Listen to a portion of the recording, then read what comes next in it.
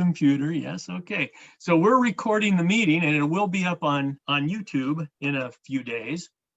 That was my number one thing to remember, was to make sure I record it, because I've had people say, I can't attend, but I want to see the recording on YouTube. So welcome to everybody that's both a regular member or a visitor or a member potentially. It's always great to see you guys. When the presentations start, we like to mute our own microphones, and to unmute yourself to ask questions, you just press the space bar. That way any stray background noise is cut out during the presentation time. I've got a few announcements to make. We're going to move through them rather fast. As you know, you put the announcements into the newsletters as well.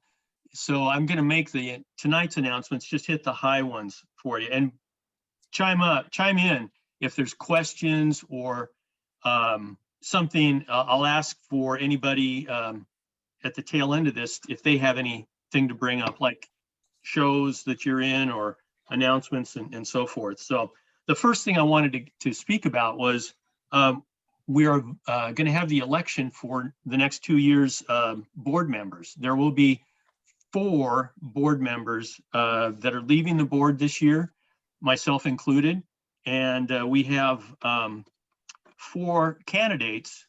That's awfully nice. We have 4 candidates to vote on. Tomorrow morning at 8 a.m., you'll get an email from, oh, Barry's stepped out and now he's back in. We'll have an email come out from PPF, and it has a link in it that takes you to SurveyMonkey, where that's the ballot. So you can vote anytime between now and December 17th. You're able to vote only one ballot. Yeah, isn't that interesting? Somehow I think this election is going to turn out just fine, but we did accommodate write-in candidates, and if you vote for more than 4 people on the ballot, including write-in candidates, your ballot becomes invalid. So, well, you know, that second line under each position that's blank that says write-in, don't write in on more than, don't vote and write in on more than 4. So no packing the board. That's right. Well, I'm counting on you, Peter.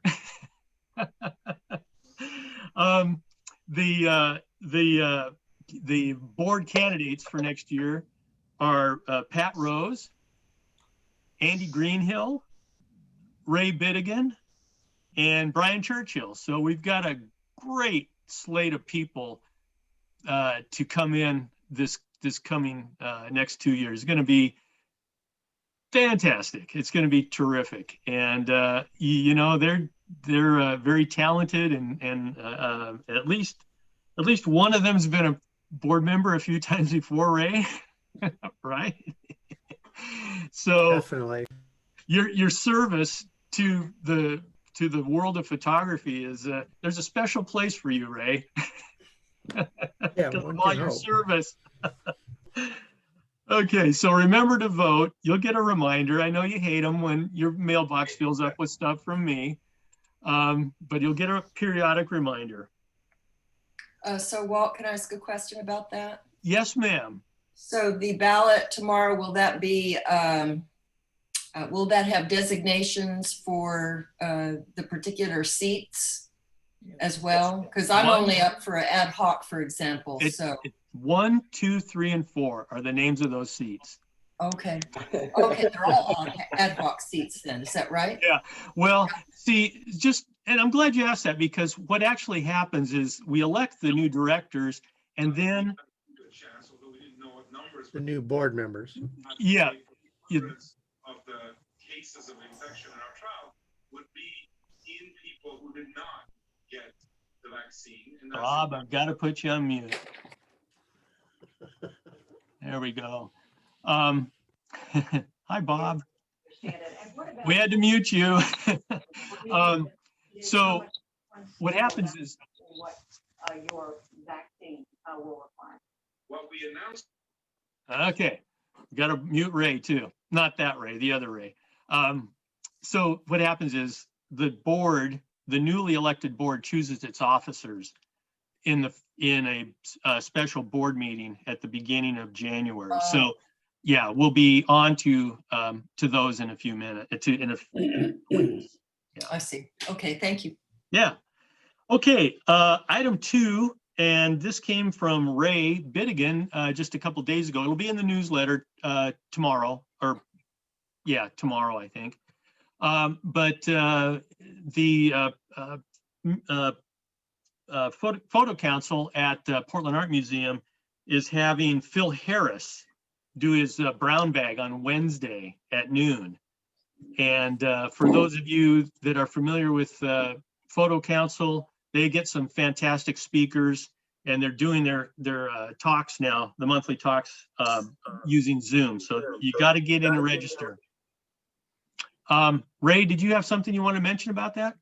Well, it's limited to 100 and we get pretty close. And so if you do want to come, sign up and show up. Because once it hits 100, then you won't be able to get in anymore. Yeah. Yeah, I just registered. It's a one-click thing. It's real straightforward. And the link will be in the newsletter. But you could go right now to the photo council location on the Art Museum's website if you wanted to register. Holiday party. There will be a holiday party in December. We will have door prizes, and there will be a print swap. So the board has been working really hard figuring out the details of how do we do that virtually, and it's going to require a little bit more participation from the audience this year. So, but not much. You know, you'll be able to have a glass of wine instead of, since we're in a city facility normally. We get in trouble like I did for having a glass of wine or a bottle of wine in there. But you'll be able to have it at home. There will be, like I said, there will be a print swap, and we're looking for anyone who wants to do offer any donations, whether they be a box of chocolates or a 5x7 print or what have you, a book, you know, anything you'd like for door prizes. So watch the newsletter as we get closer to the date, and think about your print swaps. If you have a print, a print of any dimension is most welcome to share and swap with others. Doug Rundle, I'm looking at my multi-screen board. There you are. Okay, and Doug, got a couple minutes here to tell us about the website project. Yeah, so the new website project is coming along very nicely. It's I think people are going to be impressed with it. It's very photocentric. We have lots of photographs everywhere, and including a sort of a main gallery. We'll have 4 months worth of the monthly photo challenges, and you know, we'll also have the individual galleries associated with the members' names on the site. And it looks great. It's a great presentation. Phil Bowser has been working very hard on this, along with our designer, Sarah Seeley, and the whole team that includes Gary and Walt and myself as well, are very excited to roll this out. So I'm anticipating by this weekend, it should be up. So look for that. Yeah, it's exciting. Like I said in the last newsletter, you will freak out when you see how cool this website looks. It is definitely 2021 material. It is really cool. Okay, thanks, Doug. Pat Rose, a minute or two on where'd you go? There you are, Pat. Here. Talk to us about Instagram and the book. Okay, so Pat Welly, I have to admit, I've never got how you pronounce your last name. Is it Well or Welly? She's Oh, looking. you're on mute, Pat. It's Welly. Thank you. Welly, okay, thank you. So Pat Welly and Walt and I got together to brainstorm how to link Instagram with the photo book project. So we decided that I would post at least 3 times a week, Tuesdays through Thursdays, because that's the highest engagement period window on Instagram. Weekends are pretty slow. So just to be fair to everybody, we'll post those three times a week, maybe twice or 3 times a week, depending on how it goes. But we're planning on posting 1 image from each of the participants who contributed 1 or more photos to the Closing Doors, Opening Windows photo book. So all I need to let you know about today is that fact, and also to request that you go ahead, if you submitted images and a short essay to the photo book, would you please send me all the images that you contributed? Some of you contributed 1, like me, others contributed a hefty 5. But I'd like to have all of them sent to me so that I can choose among them. I'll post 1 per person to post. And so what I need for you, and I prepared a little visual for you. So let's get that up here and I'll share it once I find it. Okay. All right, there it is. So close that down. Share screen. There. Okay, there it is. Can you all see it? Yes, yes, yep. Everybody see it? Okay, good.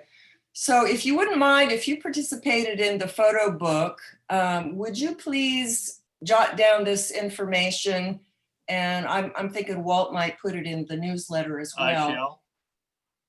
But if you've got a pencil handy, then so what I need from you is to send all your images, whatever you have in the book, to my email address, rosewall85@hotmail.com. And I need you to size your images. Now, when you submitted these contributions to Pat Welly, you gave her photo quality sizes. Those are too big to put on Instagram. So I need web quality sizes. In other words, each of your images should be sized at 1080 pixels on the long edge at 72 DPI. And then if you could give me the image titles in a little email, just, I don't know how you want to do it, number your images and then put a title next to each. And if you have no title, just put untitled and I'll make that clear. So what I will do is for each image that I post on Instagram, I'll have a little introductory paragraph to explain the photo book. So we get a little bit more press on the book itself. And then I will post one of your images along with its title and a excerpt of your little essays that you added to your contribution. Some of you wrote quite long essays, so I'll take out a applicable excerpt from that, and just to kind of make it even for everybody in terms of length. So that's it.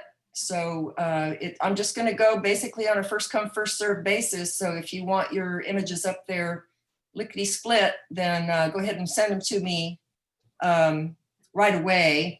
With one caveat, I'm going to try to post some images from the photo book team members first, by way of thanks to them for their work. But after I get through with, I think there are 4 of you, right? Walt and Correct. Janis and Carol and Pat.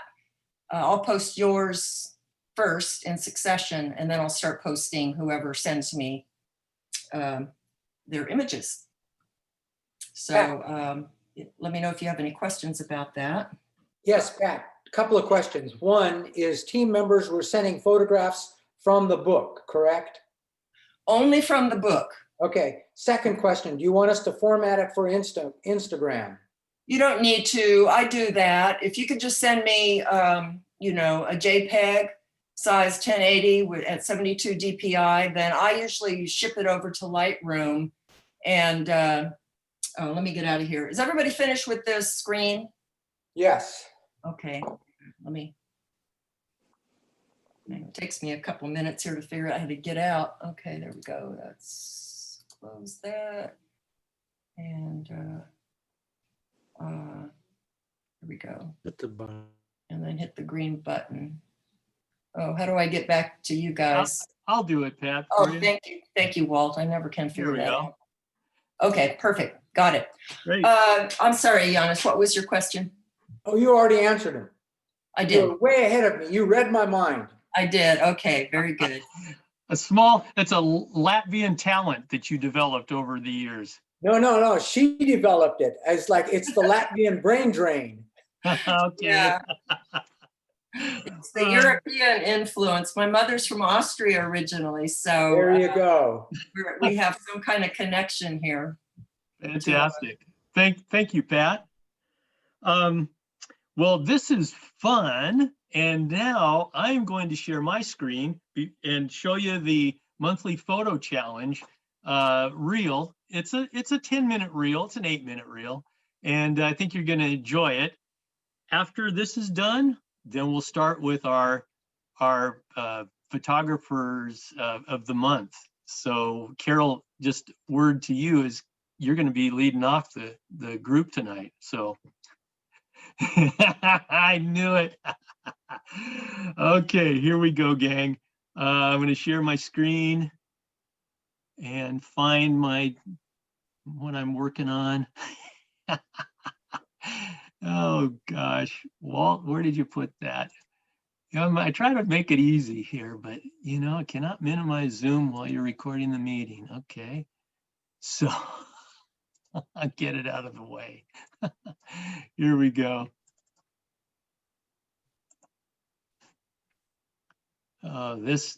This really gets me, guys, because Ray's gonna laugh because I always screw up when I try to share my screen, but the video starts right away. So just hang on here. Here we go.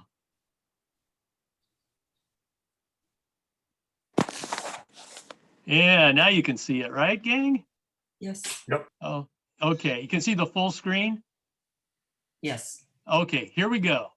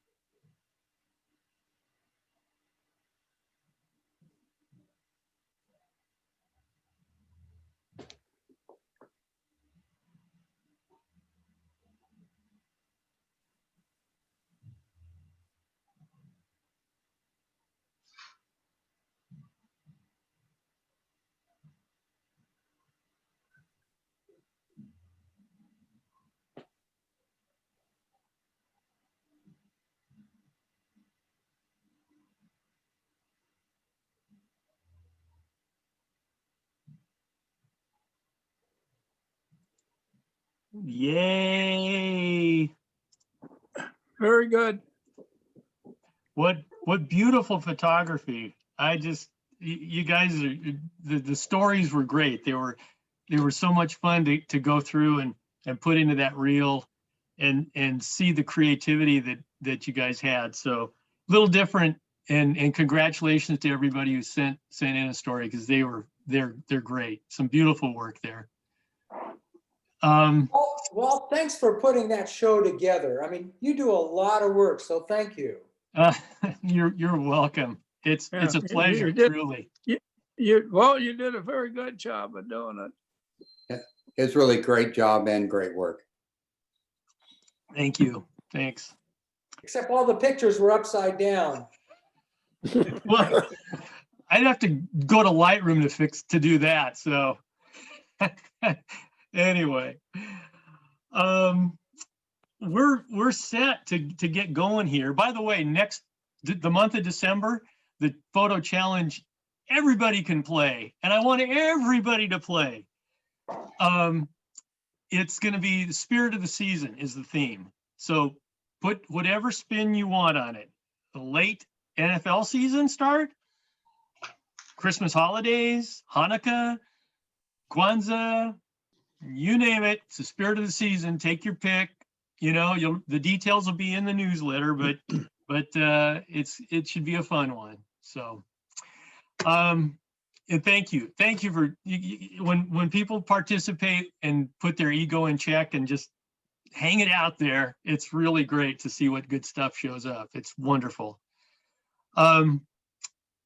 We've got our first presenter tonight. We've got Carol, Isaak, Janis, Miglavs, and Ron Odenheimer, and then batting fourth position, our cleanup batter, Mike Osborne.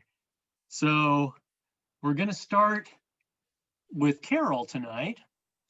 And Carol, be sure you demute your microphone. And the rest of you pay attention and don't let the dog barking in your living room override her mic.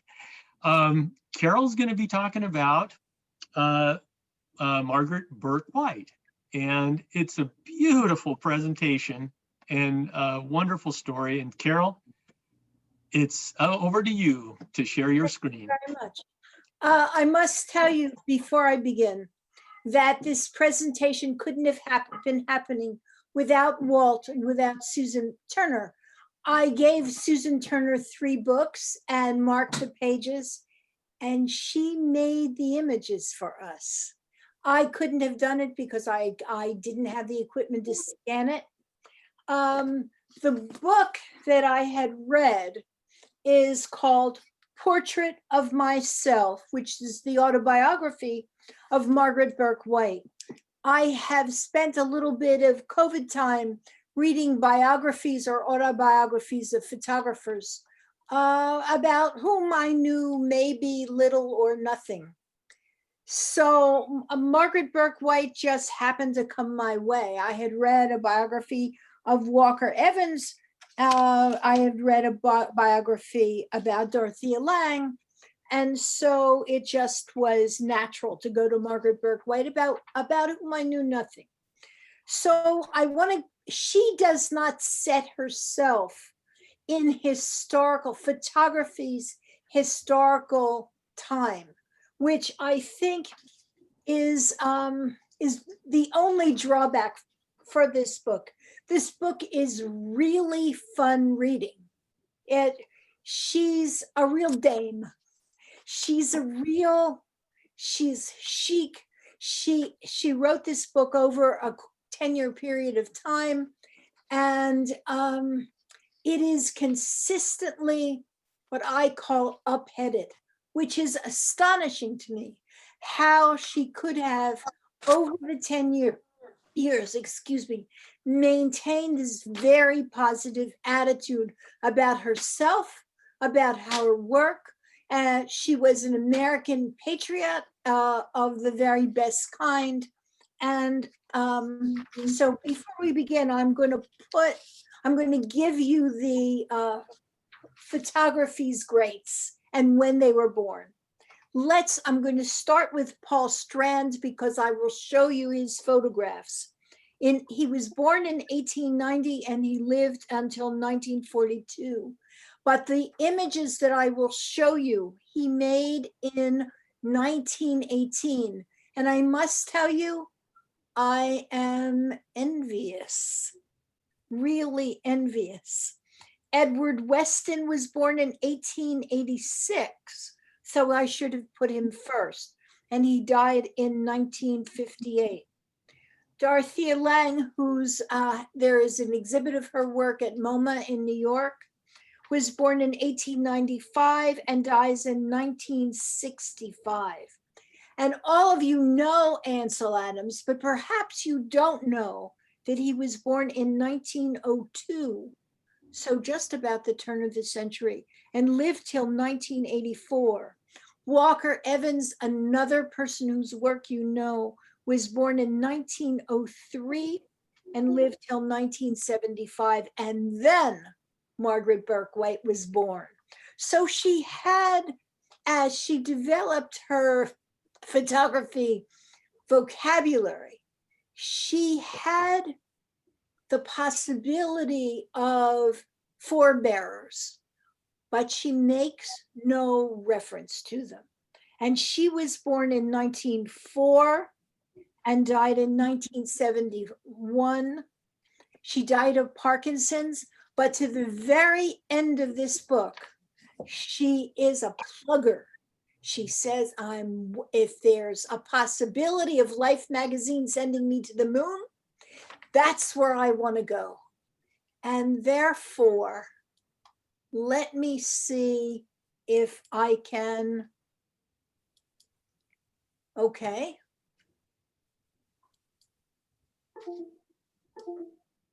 Okay.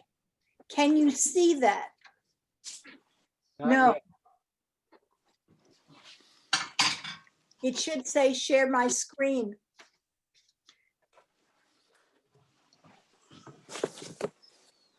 Zoom meeting.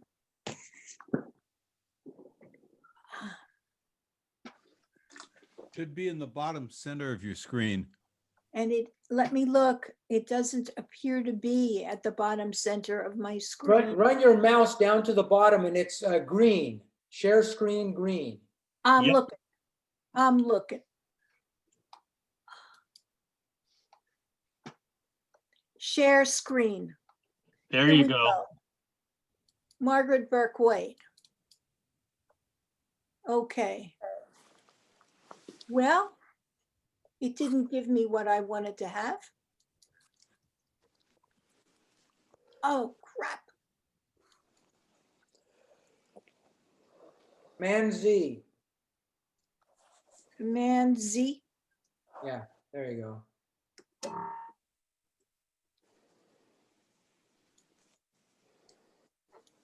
I practiced. I tell you what, can you see it? Part of it. Can you see this whole image?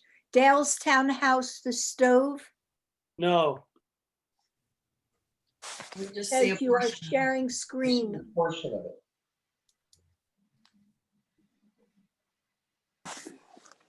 You need to zoom out. Zoom out.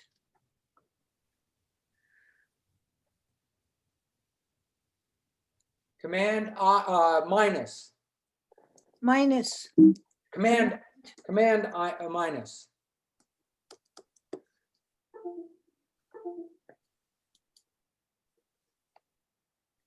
You are screen sharing.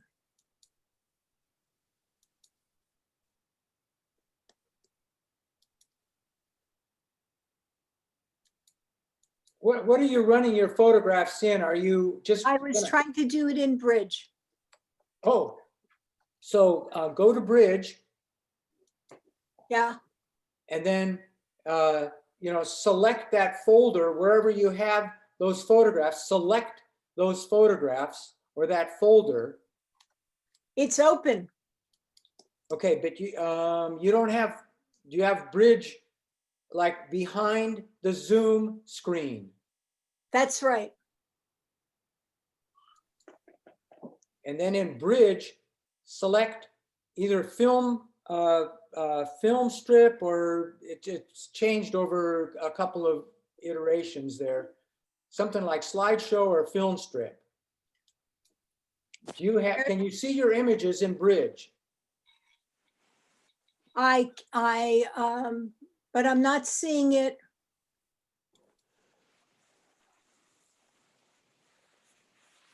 Oh God, I practiced with Susan. I practiced with Walt. Okay, it looks like you don't have Bridge open. Oh, yes, you do. Yeah, Okay. down in the Okay. tray. Now you're going. Okay, now find your folder, wherever your folder is, Okay. wherever the images are. I think There. they were on your desktop, Carol. They were. I left them on my desktop. Then go through Bridge, find that folder and open it. I'm not real good. I don't use Bridge, so maybe Janis would be better. It's a matter of finding that open Bridge. Open up Bridge, go back down to Bridge, and you're down at the bottom, go to Bridge. That Paul Strand was making images. And there's a kind of sense, but I want you to look at the organization of the space, because both Sheeler and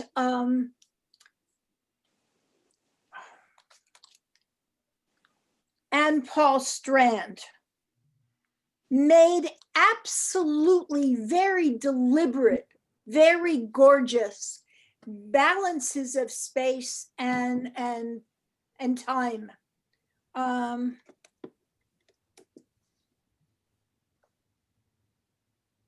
So now,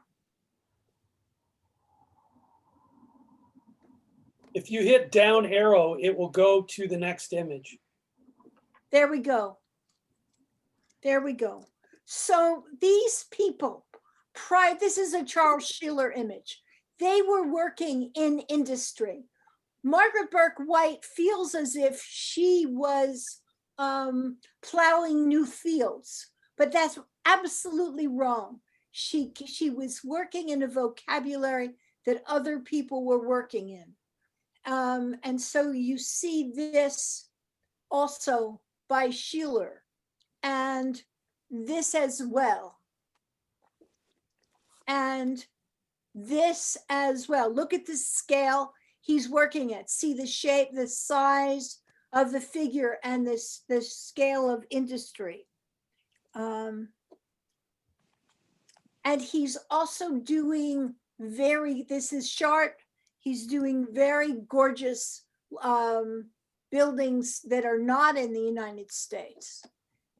So here is Sheeler and Weston going to the same place, going together, shooting the same building. And they're different takes. The one on the top is Weston, and you see these granary shapes, and here you see Sheeler. Now, Sheeler was also a painter. And so we come to Margaret Burke White, and here's a picture of her in 1938, which is after she was distinguished. But she was a really tall, quite attractive woman, and she emphasized her femaleness. She would go and make an appointment for a job, and she had 2 suits, and she kept a record of when she went to see somebody, she would wear suit 1, and if she went again, she would wear suit 2, and she would change a scarf or change her shoes. She was very much involved with presenting herself as well as presenting her work. And here we're seeing now Margaret Burke White's work. She came from a family which was very interesting. I want to read you something that I think is very important for all of us who were parents. Margaret, you can always be proud that you were invited into the world, my mother told me. I don't know where she got this fine philosophy that children should come because they were wanted and should not be the result of accidents.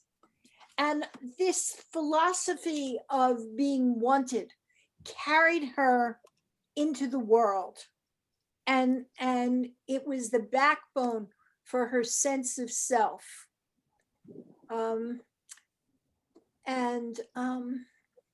She worked for independent industry. She was the first person to work for Fortune. She was there when Life magazine was formed. They sent her all over the United States and then to Europe. She photographed during, So this is an important picture because she developed a relationship with Erskine Caldwell, who is an author. And they traveled together. And in fact, she eventually married him. But the marriage was not a good one. He kept saying to her, come home. And she said, listen, I'm working. But while they were working together, they created a book about people in the South. And it's not terribly divergent from other photographers' work, whether she knew them or not, especially Lang's work.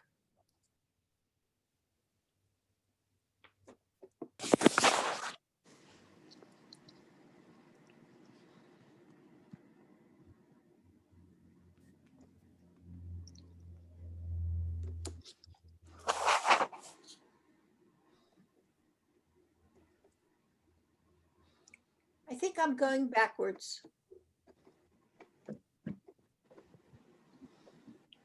So you see, there's a contemporary photographer whose name I don't remember, a German photographer who makes images that are a variation on this. He goes into a factory and he does the entire factory, interior of the factory, and he knits the images together. I do not think that this was done in pieces.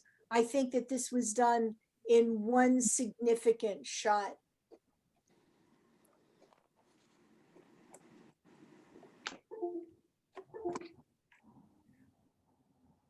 This also was done in Louisiana. And she has a sense that you would see in other photographers' work as well, in Walker Evans, where Walker Evans would be showing you kitsch or advertising and juxtapose that with an individual.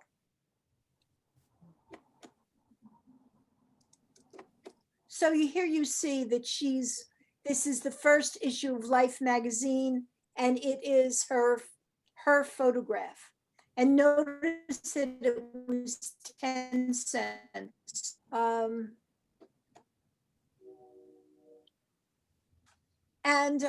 This was a double page spread that Susan put together for me at the time of the Louisville flood. There's no way like the American way. And you can see that all the people on the line are Black. They're probably online for food. And notice the American white couple inside their car. She didn't think of herself as a political photographer until she goes to South Africa. But it was inevitable that some of her photographs, in fact, became political.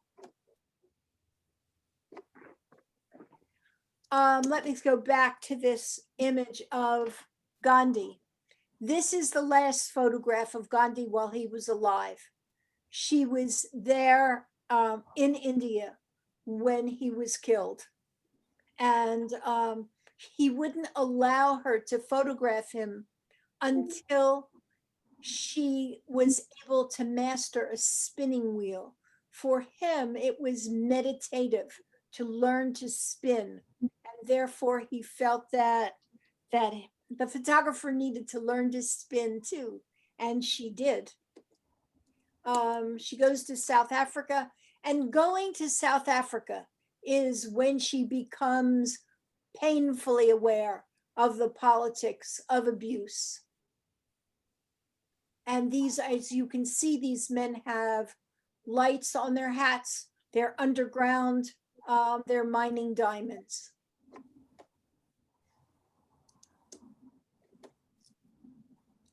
And it was my intention that this be the last of her photographs to show you, because she was a real American patriot. Somebody who felt the optimism that some of us are yearning for but don't have. And at the time that she died in the 70s, we were still living at a very optimistic time. And I will cede my time over to whomever is next. Thank you for hearing me. The book is called Portrait of Myself, Margaret Burke White. I bought it secondhand on Amazon, I guess, and I recommend it. It's really a very engaging and interesting read. Okay, on to the next person. Wow. Thank you, Carol. You're welcome. That was most interesting and politically curious, definitely. Go ahead. You're in your docent role, Carol. Yes. Yeah. That's right. That's a good one. Yeah. Any questions for Carol? Carol, what attracted you to Margaret Burke White? What, like, why to her? I mean, there's so many, like Dorothea Lange. I read that book right before. Oh, okay. So why did you choose Margaret Burke White? I just was going through, we're living in COVID. What's But we're next? still making choices. We're still making choices. Yes, so I decided that I would educate myself about the history of photography. Isn't there a movie about her? I think Candice Bergen played her. Is that I right? don't know that. Whoa. I think that's possible. Yeah, that's the movie called Gandhi. Candice Bergman played Margaret Burke White in the movie Gandhi with who played Gandhi? The British actor Oh, Ben Kingsley. Ben Kingsley. Ben Kingsley played it, and Candice Bergen did a good job of playing Margaret Burke White. I'm glad to hear that she was attractive, Carol, because Candice Bergen is a beautiful woman, and sometimes they glamorize these photographers in these roles, which is unfortunate. But you say she was an attractive woman, so that's good. It's magnificently cast, actually. Candice Bergman is not, she's not a skinny mini. She's a real woman. She's a real strong woman. Yeah. And Margaret Burke White didn't have anybody else carry her shit.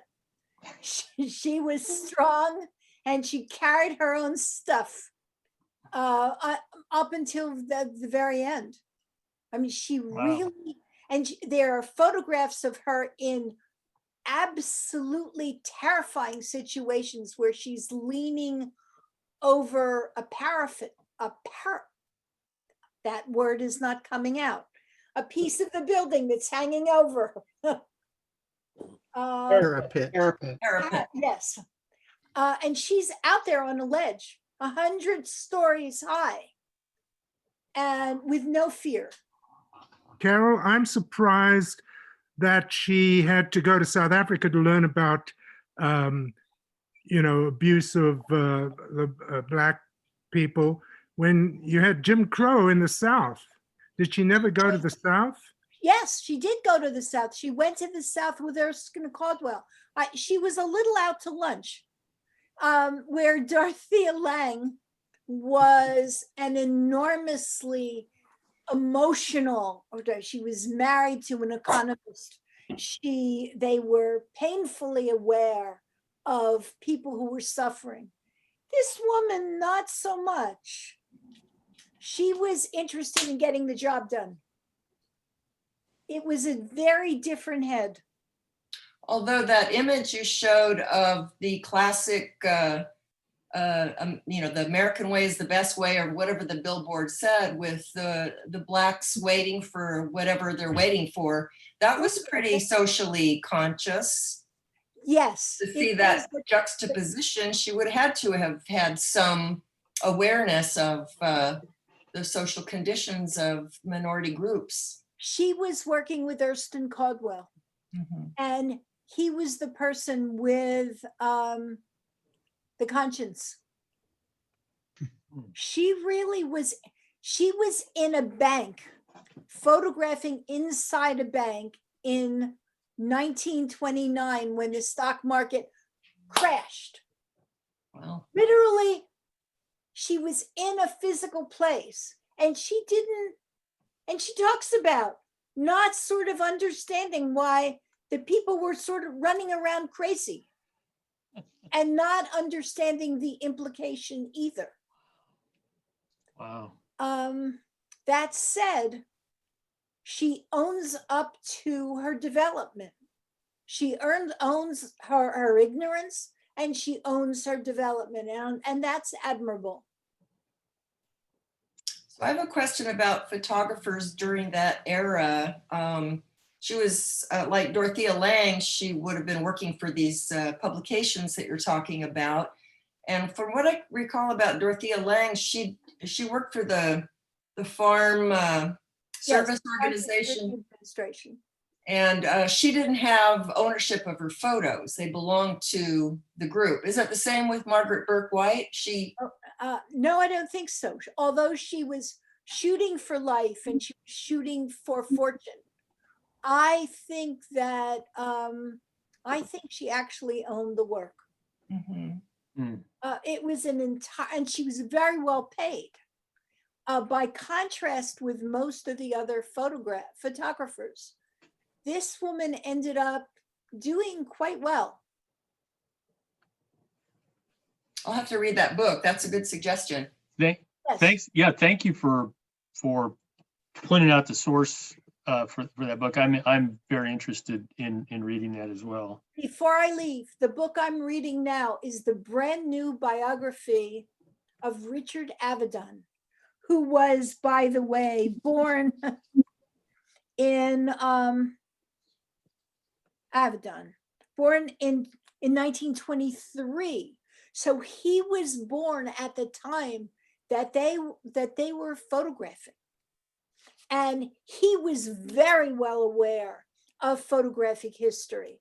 It's a very chatty book about Avedon, but if It's a very juicy book. I've read it.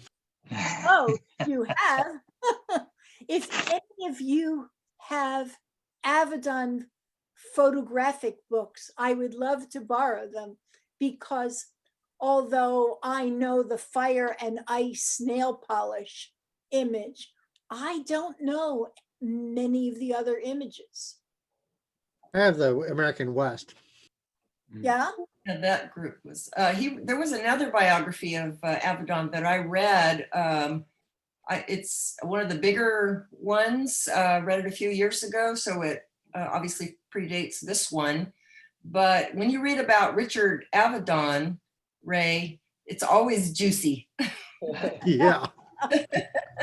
Well, this one was, I think, mostly written by his agent, if I'm not mistaken. I can't quite remember, but this new one.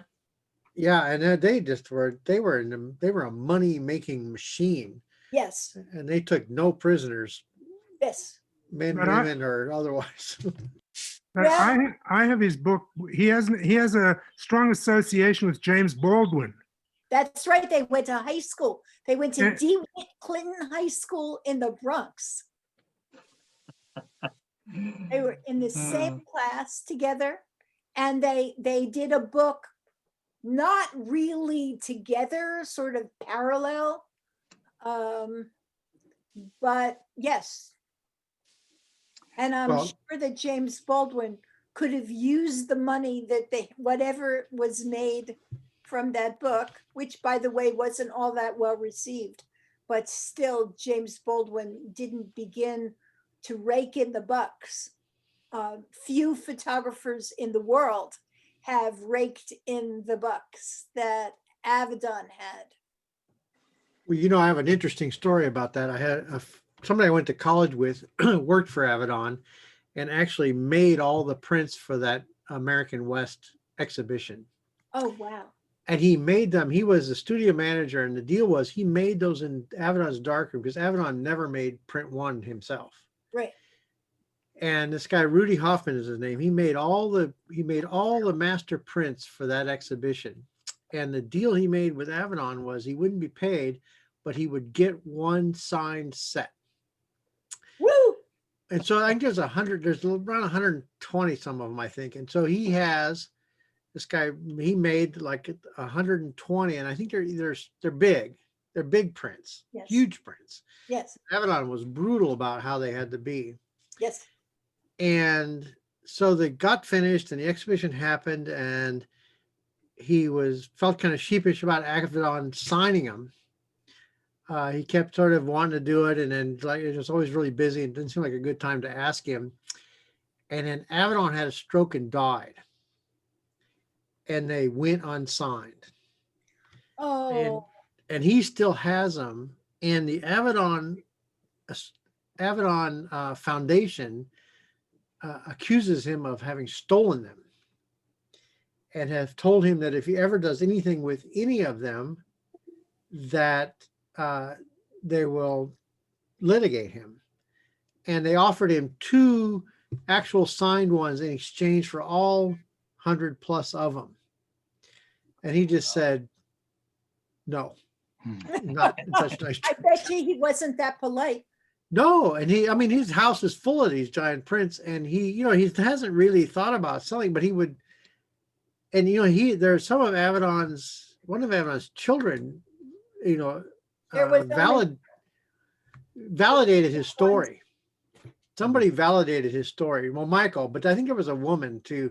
Michael, somebody validated his story, but the rest of the foundation has totally shut him out. If you look at Rudy Hoffman, he's credited in several of Weston's books, and if you search the internet, there's a whole story about what happened, and it's just, you talk about making tons of money, and this guy got ripped off. Yeah. Well, ladies and gents, go ahead. Unpredictable about money. He really was. Go ahead, Walt.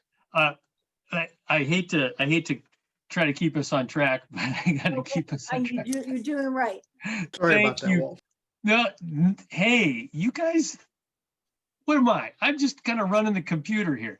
These are great stories. I'm loving it. And by golly, I wish you could be in that room talking, So everybody, take a deep breath, because we're going to run a little over, but not bad. And you're going to have fun.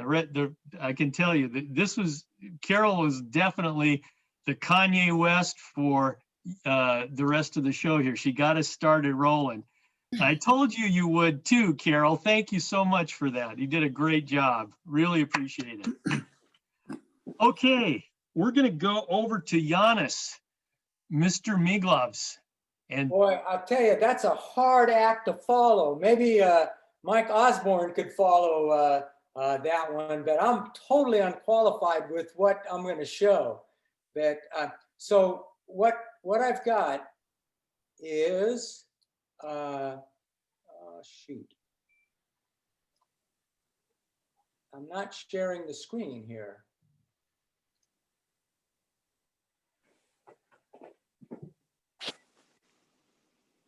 Okay, I'm supposed to share screen, and let's try this. Okay. There you go.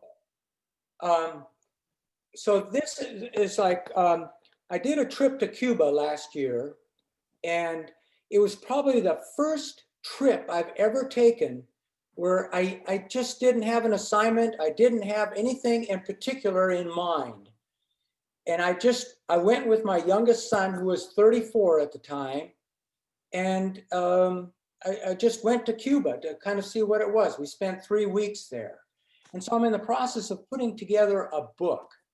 And this shot right here is one of my considerations for the cover.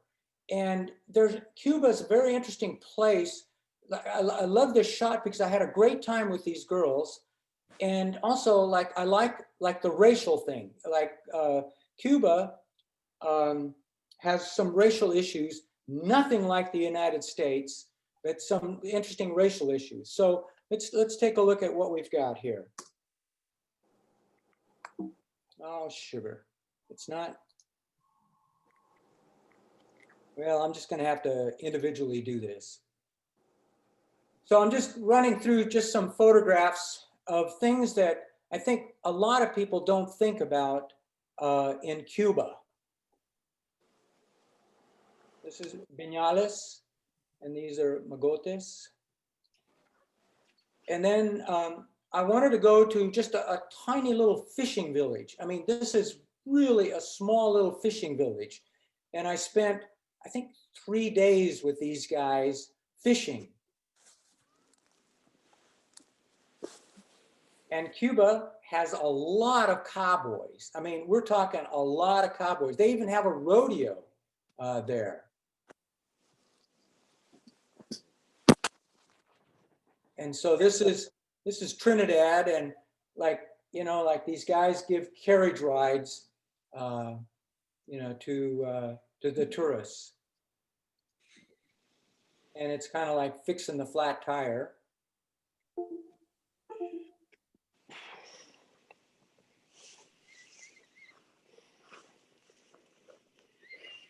And this stuff is real. I mean, this isn't like a showpiece or anything. This is real stuff.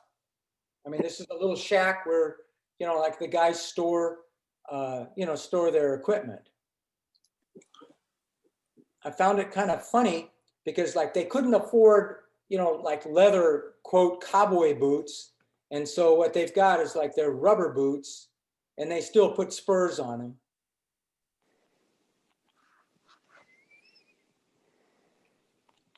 And of course, they've got tobacco. We spent quite a bit of time, you know, with the tobacco stuff, learning how to smoke cigars, went to a, you know, tobacco factory. And inside of this, you know, like, it looks like pretty well lit. Inside of there, it is extremely dark. The ISO here is probably like, I don't know, 3,600 or something like that.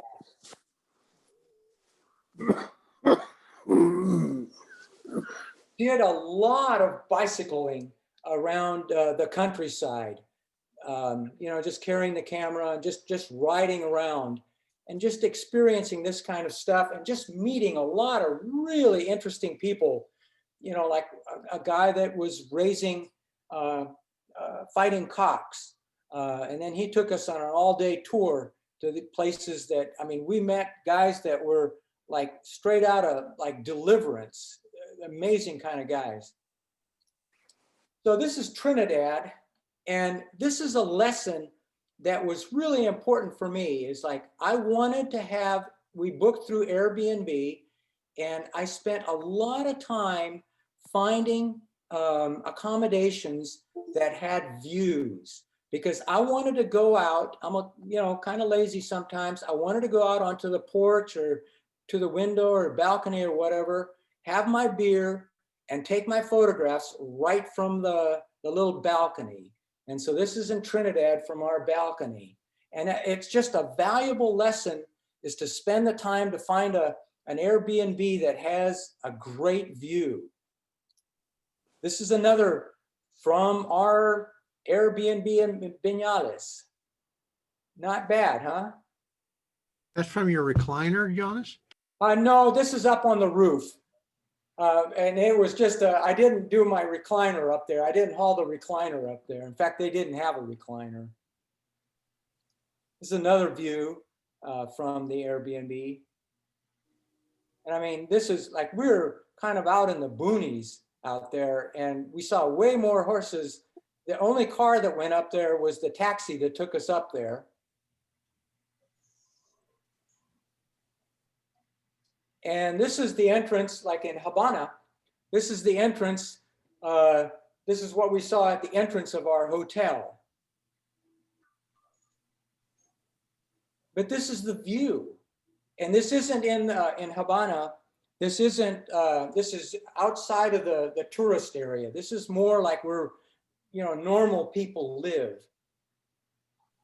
So just a second, I gotta figure out how to advance this, okay?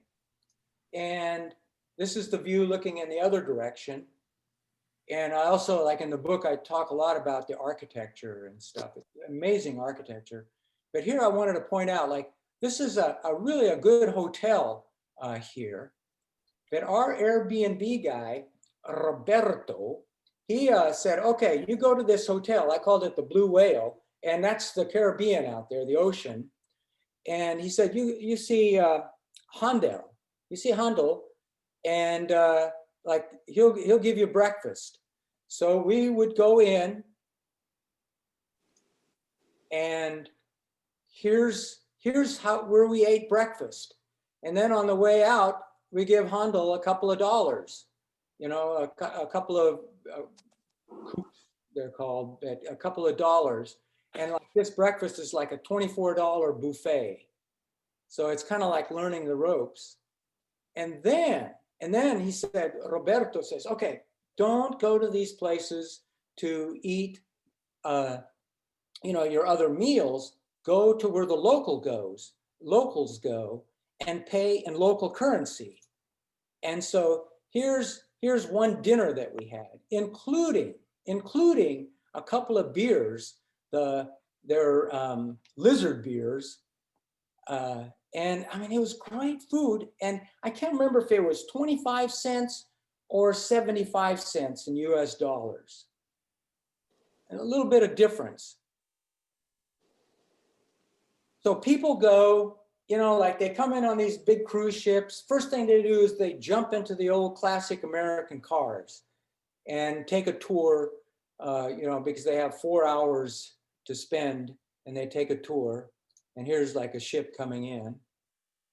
And here's like an old fort. Like Cuba actually has an amazing amount of history there. And so this is like the tourist area here. And here's kind of what you see, you know, like the classic cars, the cabs, and then they have these little kind of moped-like things here.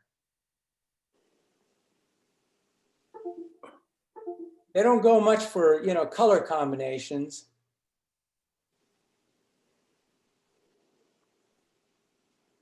Anybody recognize that car? Oh, yeah. My granddad had one. Pardon me? Oh, my grandfather had an Edsel. Yeah, I mean, and these are in pristine condition. But as Paul Harvey would say, the rest of the story is like restoring these puppies and keeping them going. Our cab guy said, I asked him, well, how many miles does this thing have on her? How many kilometers? And like, if you go to Cuba, you got to know a little bit of Spanish if you really want to get around. You know, anyway, so cuánto, you know, kilometers? He said, oh, it's the odometer's turned over many, many, many times. And so, like, we'll find like pre-restoration cars. This is just one of the side streets near where we lived. This is Laguna Street. And so here's what they look like.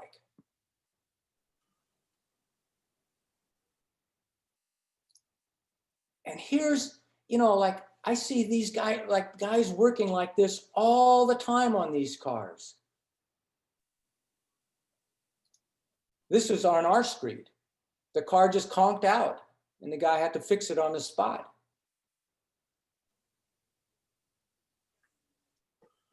And this guy, he gave us a tour of where all the parts for I think this was a Chevrolet. It looks like a Chevrolet, yeah. And like the batteries from Canada. He had one part made in Cuba. Parts are there. There's a Volvo part in there. There's a Russian Volga part in there. So what they're doing is because like they don't have Amazon. They can't order from Amazon. Oh, I want a new carburetor for a 1956, you know, Chevrolet. Like they don't have that opportunity. And so they've got to just kind of figure out how to make these things go. And it's just like the ingenuity there is just absolutely amazing. I'm so impressed with these people. The other thing I'm impressed about is like how friendly these guys are.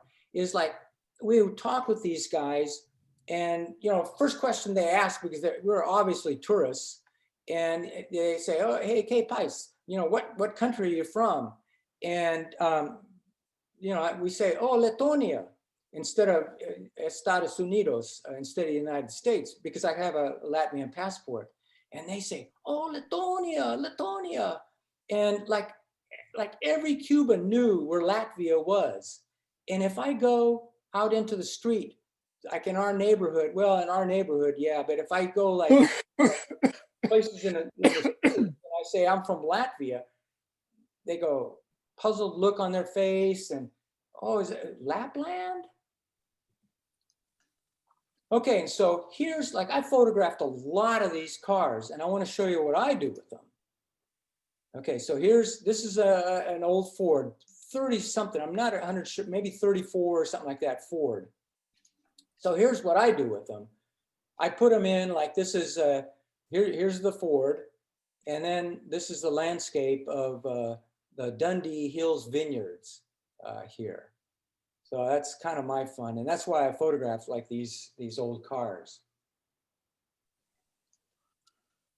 Okay, and so out on the street, like we noticed like 3 different kinds of people. There's the hustlers, the sitters, and the workers. So from our balcony there in Habana, every morning these guys would meet out there. And these 2 guys right here wash the cars. This guy is sweeping the street, and these guys are the hustlers. And I never did go down there to ask them what the heck kind of business they were doing, but obviously like there was a lot of business going on. And one morning, this guy rolls up in a Harley, and getting a Harley in Cuba is like, I don't know how that guy got it. I don't know how he got it there. Okay, so those are the hustlers. So here's the sitters. And there's a lot of sitters. I mean, these are like, workday kind of times. Just out in the street. This is one of my favorite streets because, look at the artwork here. Car parts are just, like in doorways and stuff like that. I don't even know what kind of car that is, like an old classic American car that's partially covered. And these guys are, playing their games. And this guy could be there for at least a half a day, just sitting there.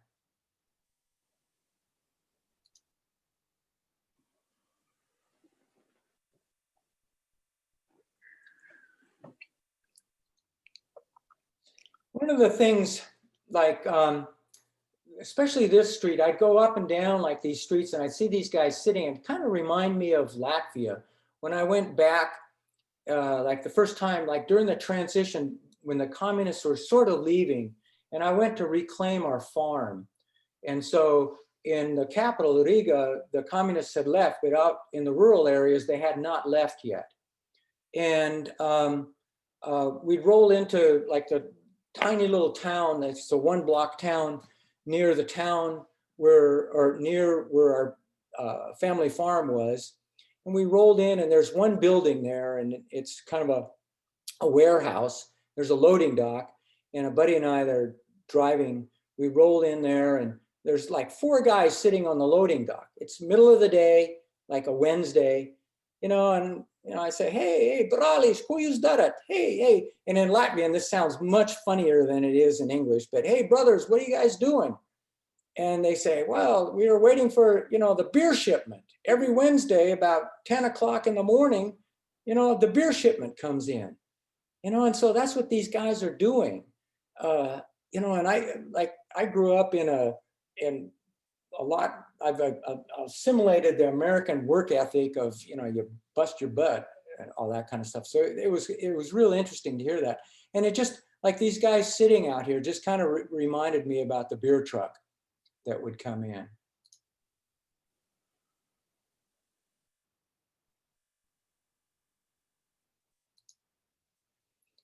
And then here are the workers.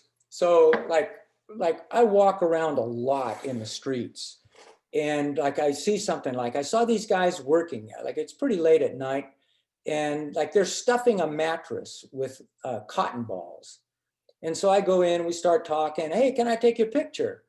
And oh yeah, so they kind of stood there, posing and stuff. Like I said, no, trabajo, you gotta work, trabajo, you gotta, you know, and so they're faking like they're working, you know, you got to go faster, faster, faster, you know, and so we had a good time, you know, taking this shot. And that's kind of like part of what I really like doing with these people is just having a good time with them. We'd joke with them, and they'd ask like, oh, where are you staying? And we'd say, oh, La Lisa, La Lisa. And La Lisa is the worst neighborhood in all of Havana. It, you know, it's like it's a working area. No tourists go there. 0 tourists go there. And so they're blown away that we're staying in La Lisa.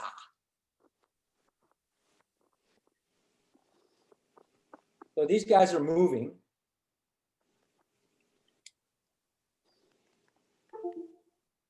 And here's where we get our vegetables and fruit.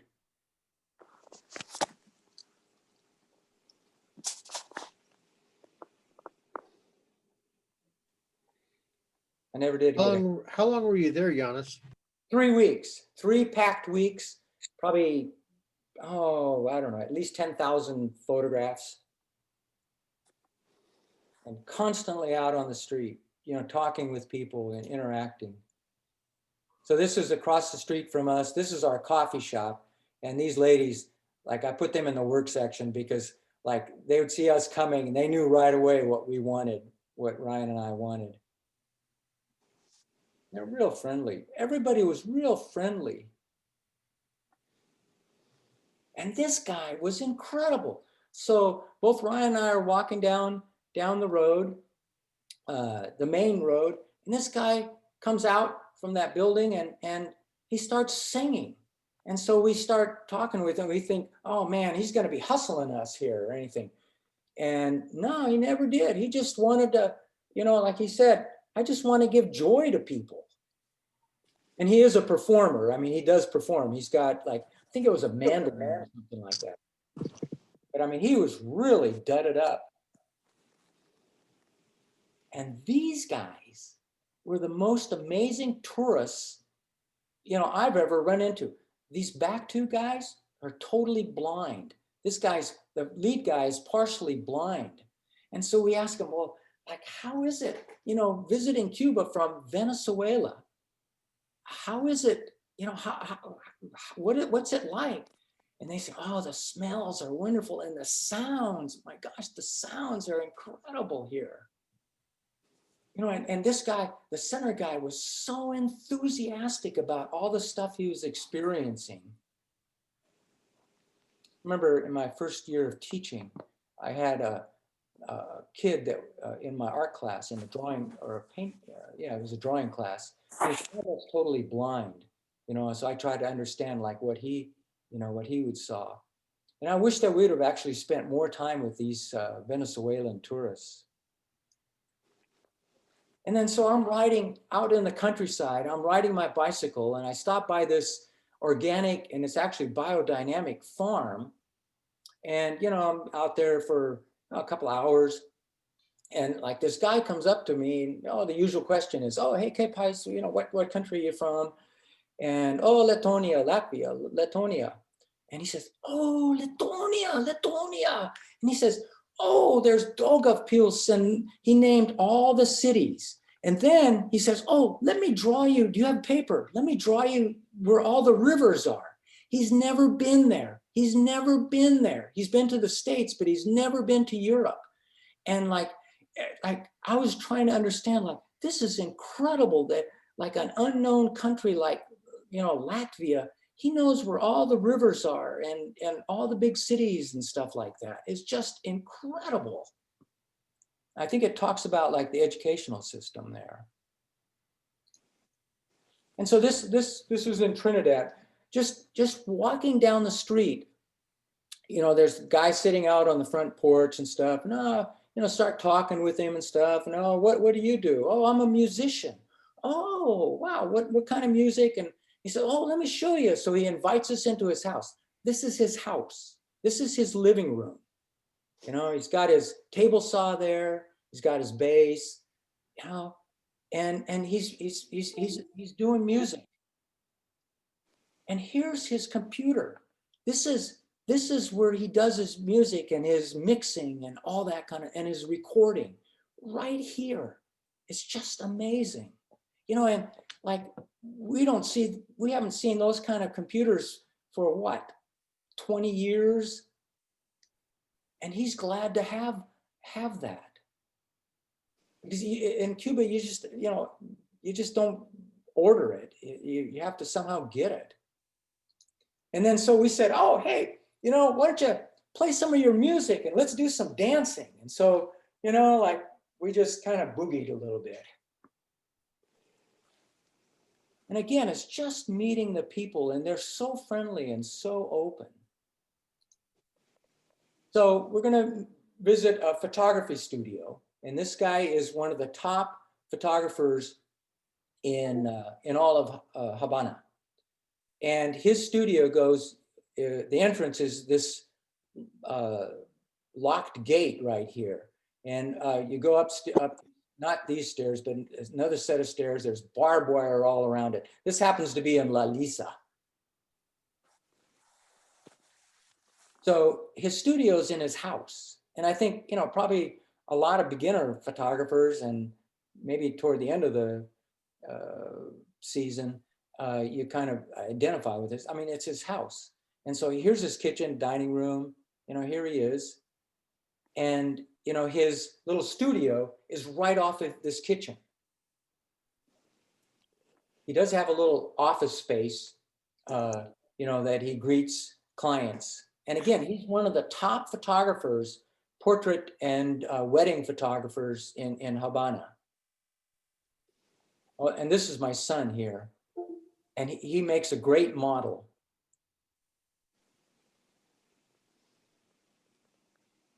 And here's his studio right off that kitchen. And this guy was really proud of the jewelry that he had kind of collected over the years, as props. And then he had, over the years, he's collected all of these different kinds of dresses and different kinds of props that his clients could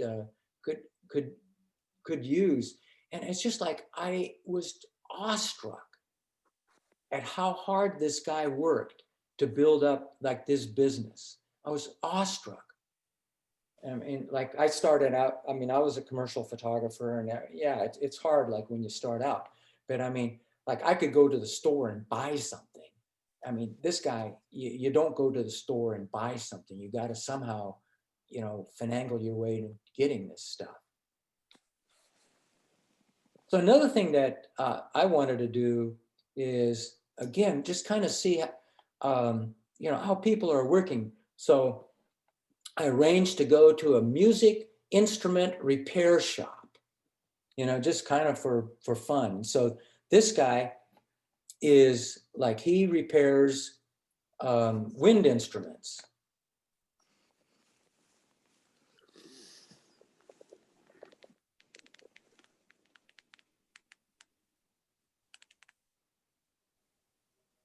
And the tools these guys have, it's not like you go to Ace Hardware and you go get a Phillips screwdriver or a fine little screwdriver. They've got to somehow acquire it. Well, we'll get to the violin guy.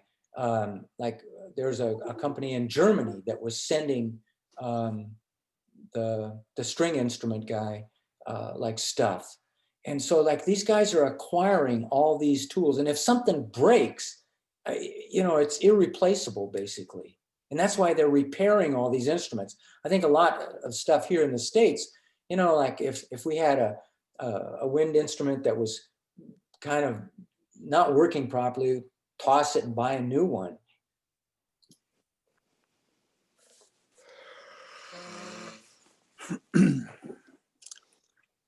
And so then there's the string instrument side.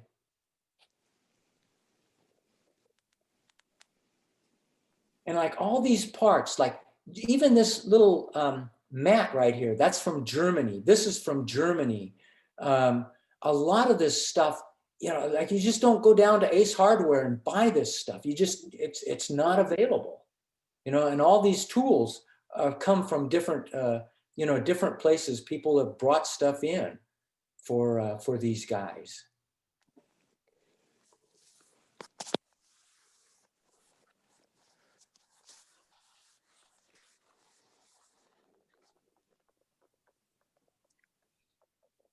And then one of the things that I wanted to find out is like Cuba during the colonial period and pre-colonial period is like they had something like 900,000 slaves on that island.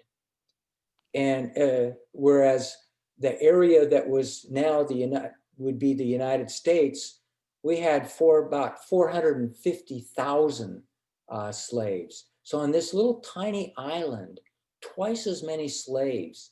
And so I was kind of curious about like what race relations, were like. Oh, and Brazil had, oh shoot, I can't remember. I think 2 million slaves during that same period.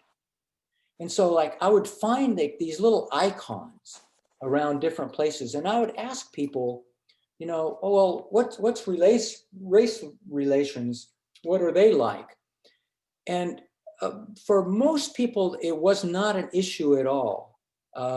There were some people that were kind of a little bit, maybe, and I guess it was worse. And Castro really came down that they had to accept all races, and apparently that really worked, because like I just saw a lot of, like that's why I like that first photograph of those little girls. Like there was 3 different races or ethnic groups there.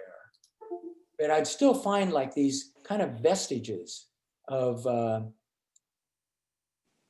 just around in different places.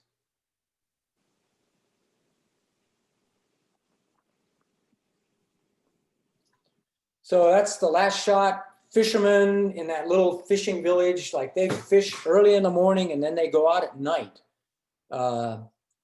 after sunset to go fishing again. So that's it. I hope I did well with my time. Wow, thank you, Janis. Pretty amazing slice of life. Cuba is a very interesting place, and I love meeting people and stuff like that. And the thing that amazed me about this place was, it's like when I go to Africa, I have a distinct thing that I want to come away with. I want to come away with myths and archetypal dreams out of these remote tribes in Africa. When I went to China a bunch of times, it was to do a book and a bunch of articles on the new wine industry in China. But in Cuba, I just went to have a good time with my son. And we did. We had a great time. We've got time for a couple of questions for Janis. Anyone?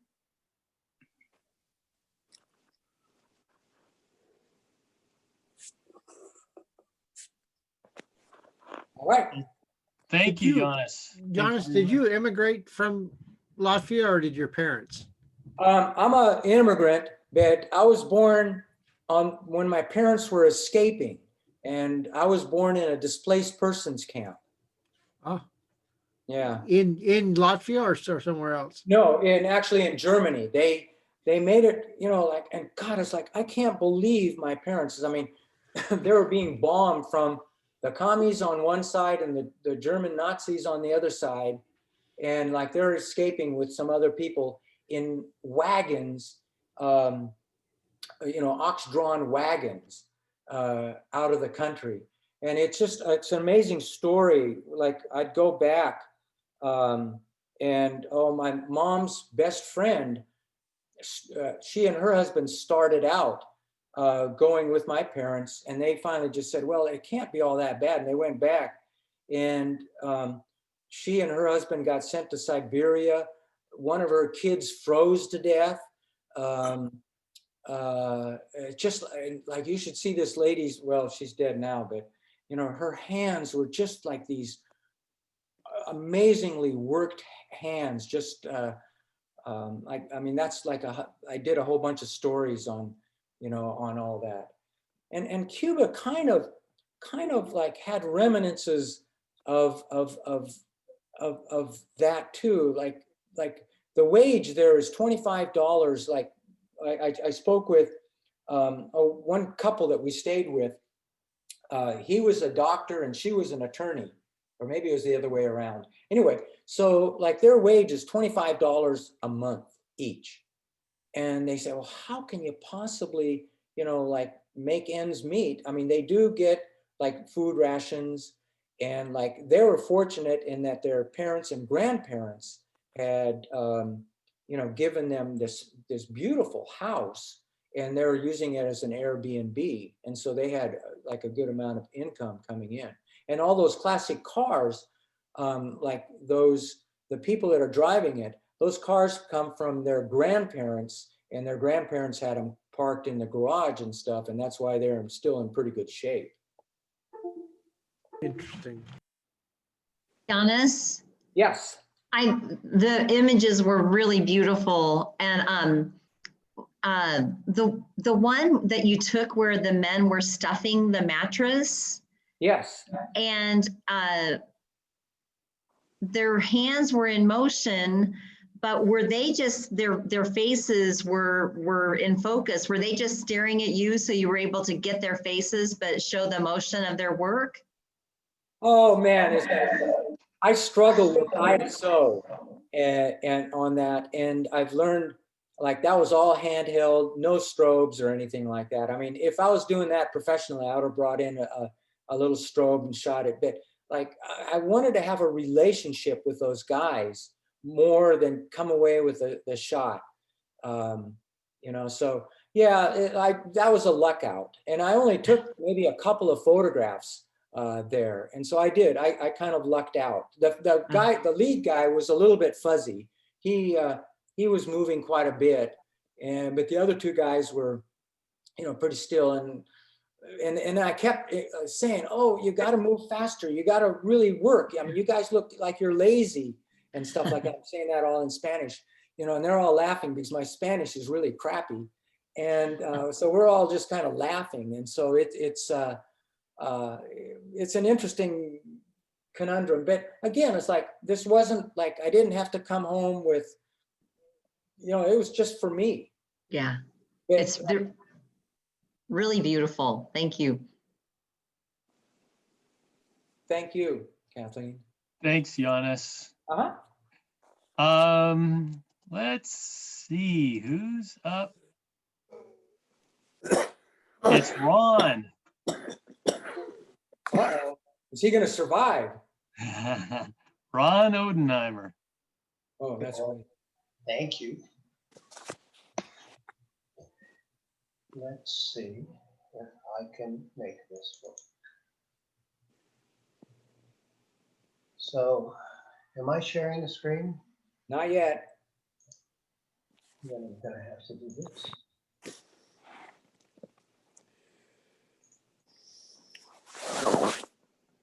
I suspect I am now. Yeah, man. Super. So these are two hard thoughts to follow. So you'll have to put up with me.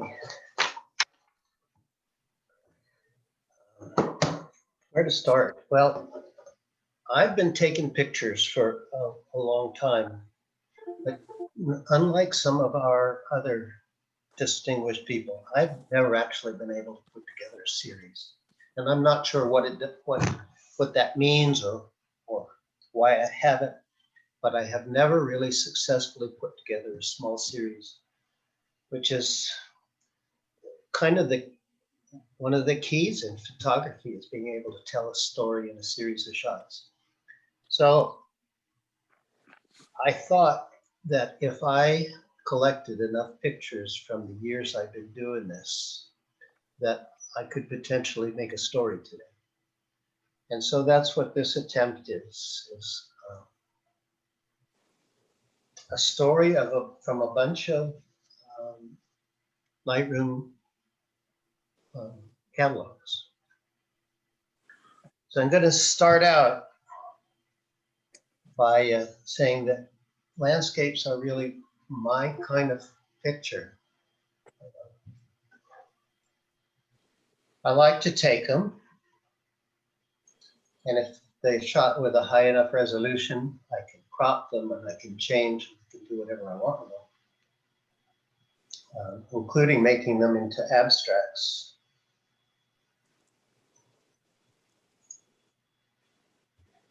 And I guess, Walt, you know this picture. So there's every once in a while you get lucky. But the abstracts are the parts of nature and landscape photography that I really like. Being able to take a shot that's spectacular in its own right, but take a portion of it and make it into something that's not necessarily reflective of the whole scene, but it's certainly a portion of it. And I apologize for some of you guys having seen some of these before.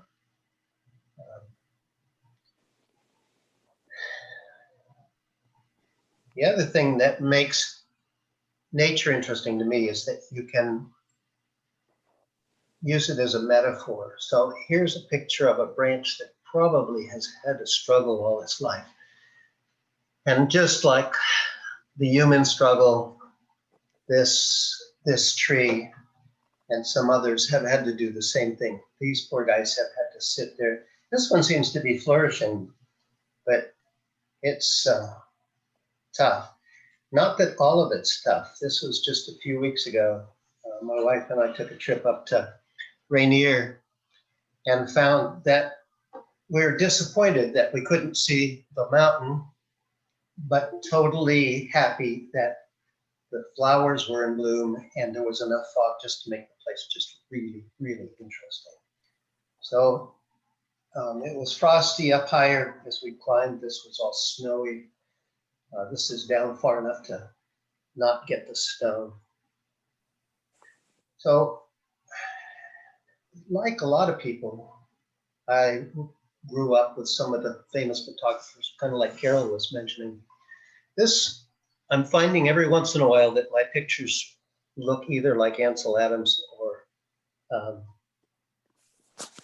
Edwards to Edward Weston's. And I'm not sure how much of this is actually imitation or accidental, but I'm finding that I like some of the same things that they liked. Ansel's, you see them everywhere. Weston, I think, would have liked this. And this is recently I've been playing with what happens if you shave wood really thin. So this is a pencil being sharpened, and this is the shaving with a light behind it. Hoping to expand that series just a little bit. And then there's the color in pictures. It's not Edward Weston anymore, but there are some super books that I've had a chance to read, some of them by a guy named Michael Freeman. He's written a book called The Photographer's Eye and another one called The Photographer's Mind that goes into composition. And he deals with color a lot, but they are just super, super wonderful images and books. And he has, I don't know, 20 chapters on different forms of composition. They are super, super wonderful. So I like color, I like texture, I like form. This is Costa Rica. And I like playing.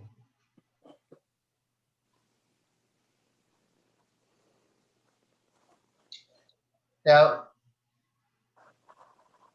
kind of a photographer can't be doing this as long as I have and not take any pictures of people. But I find that taking pictures of people is kind of a struggle. So I kind of feel like this guy at the bottom here. He's I'm not sure what he's doing. Or these guys. These are the easier kind of people to shoot than real people. But this guy had such an expressive face that I couldn't help it. And Janis, this is in Cuba. But he was great. And some of the other places and things and people are fascinating. These two women, this is also Cuba. So we had a great time with some of them. Just like what Janis was saying, they are very, very friendly and wonderful people. And these, you can't beat these guys, and they're just real.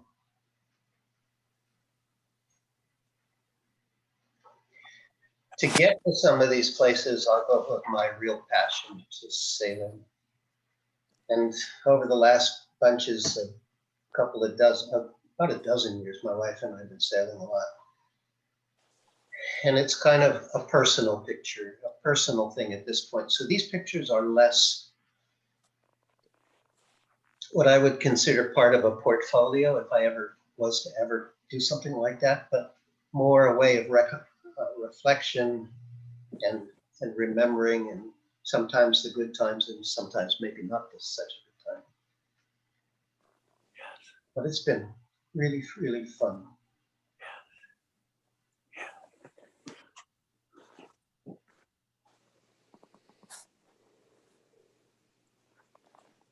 Yeah, this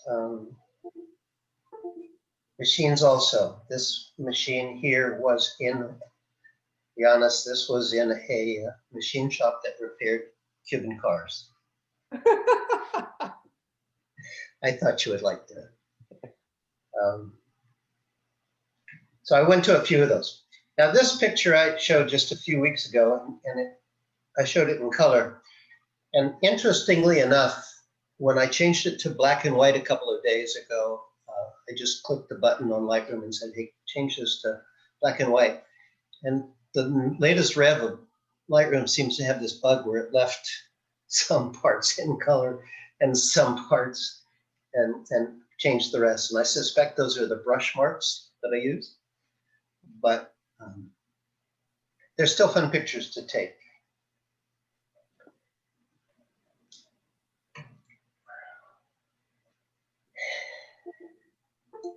Finally, there's just lots of pictures that you can't walk by and not take. They're just wonderful. Especially when the lyrics are by Bob Marley. Yes, they are. And I'll give you, Walt, I'll give you one guess what location, what country this is in. Jamaica, man. Hey.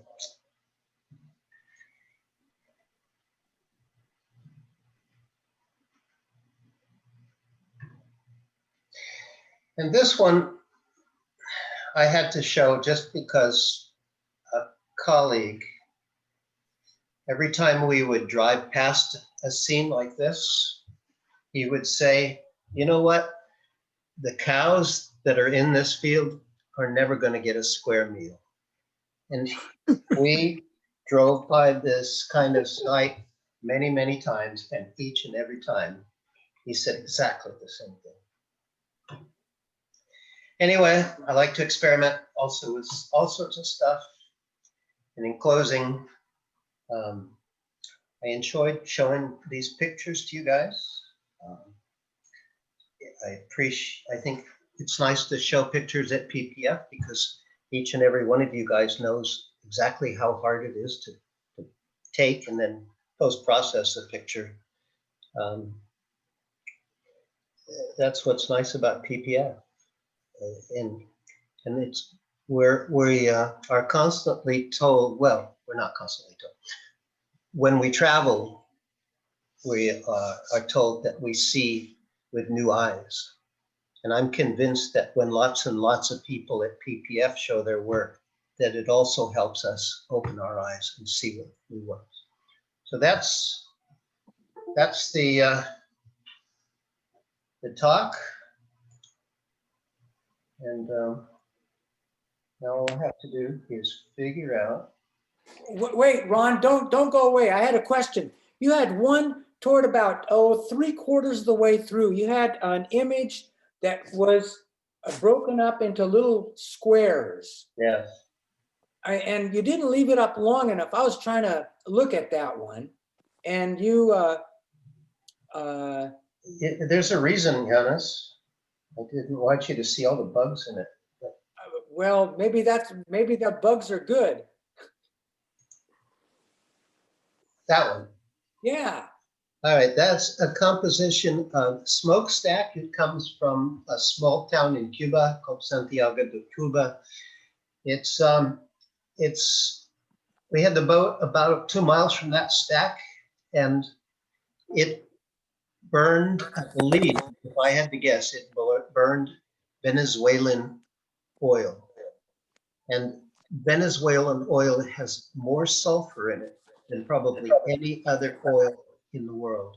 And they don't refine it at all. So this thing was making soot at a remarkable rate. The car is on an offshoot of Highway 5 near Ashland. And I don't remember where the wind generator is from. But it was an attempt. Always fun to try to attempt things. This was an attempt to try to make a montage that I felt was something I wanted to say, and do it a little differently. That's the other thing about photography, is it's always fun to try to do things just a little bit differently than other people.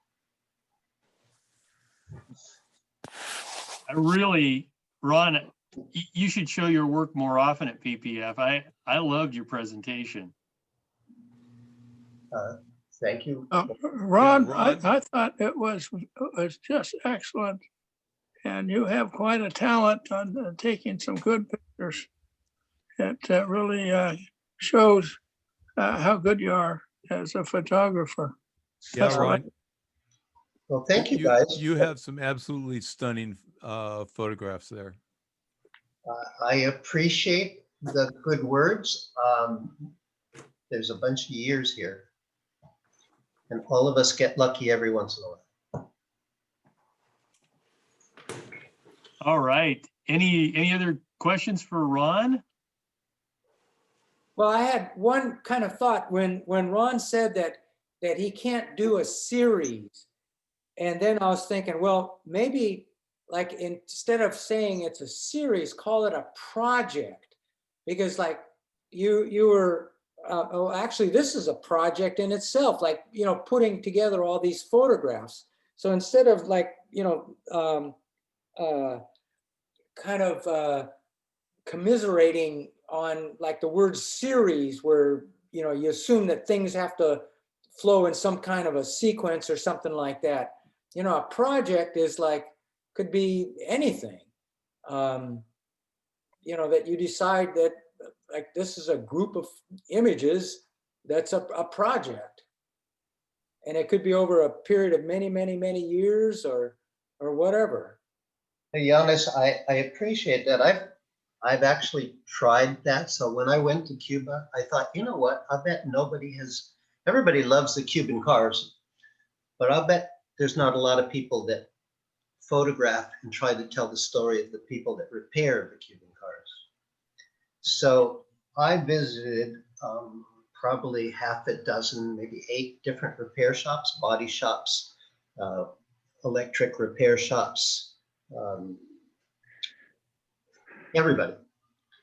And I ended up with quite a few pictures, but I've never been able to successfully put those in make a good story out of it. So Ron, just like a writer needs an editor, sometimes photographers need somebody else to help them sequence photographs. And so you might ask for some help for that, because I suspect you have a bunch of good stories there that could be sequenced. Thank you. Maybe should try that. For sure. It would be fun. Now I got to figure out how to give the, well, you can take that back, right? Yeah, I can. That'd be great if you can. Great. Thank you again, Ron. I loved it. Thank you. We're gonna run a little long, and that's okay, because we have our double feature, and I think the whole night has kind of fallen one piece into place at a time very, very nicely. And I want to thank Susan Turner for doing the sequencing of our program, and for the work that her whole committee does on programs.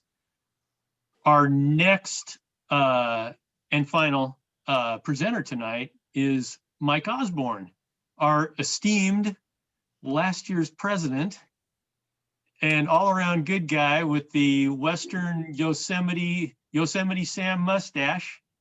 Mike, the floor is yours. Well, I had put together this Laps Dissolve with Music show. It's 28 minutes long. Are you sure you want to bite it off this time of night? Yeah, I do. I think if people feel like they have to leave, then they can go. But unless you don't want to do it, in which case we got to wait till sometime next year to see this. Well, it's ready to go if people want to see it, but I want to it's been see a long night. No, okay. If anybody doesn't want to go, wants to go, please, just exit quietly. But if you stand up, get up, stand up for your rights, and shake your legs a little bit so you don't have blood pooling in your ankles and your feet. And then let's have Mike present. I want to see it, and I think all of us would love to see it. Go for it, Mike. Go for it. Okay. Arms Okay. away, Mike.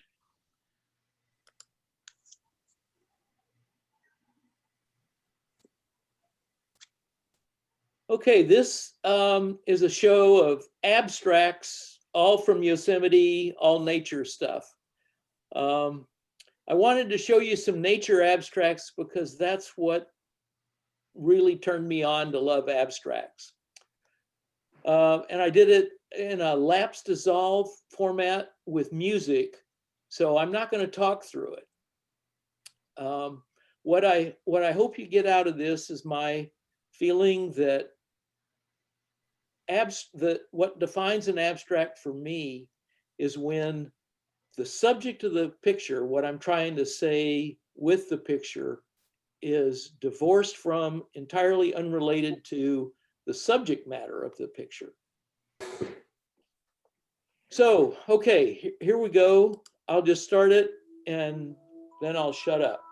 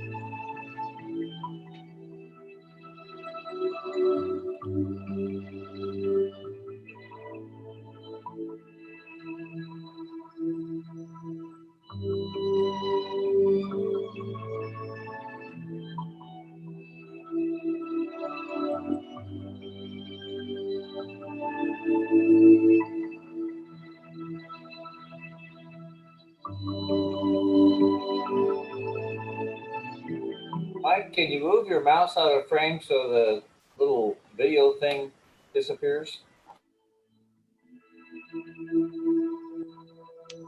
Oh.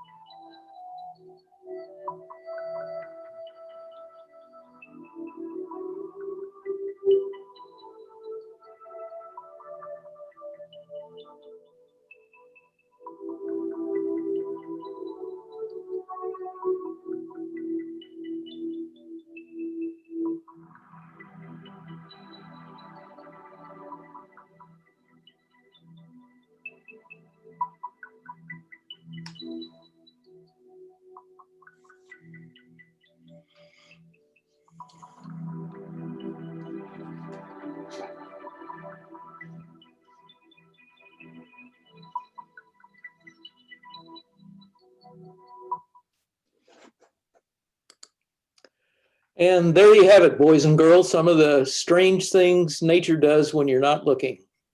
That was magnificent. Yeah. I didn't know you had it in you. I mean, Well, if nature wasn't looking, I'm glad you were. It's out of me now.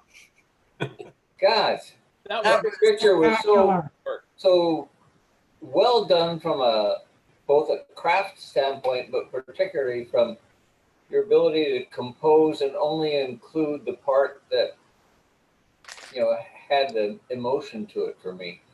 I'm very impressed. Well, thank you, Dave. I consider that quite a compliment. That was exquisite, Mike. I really enjoyed that. And you said it so wonderfully to music too, that time just went so fast. I want to see it again.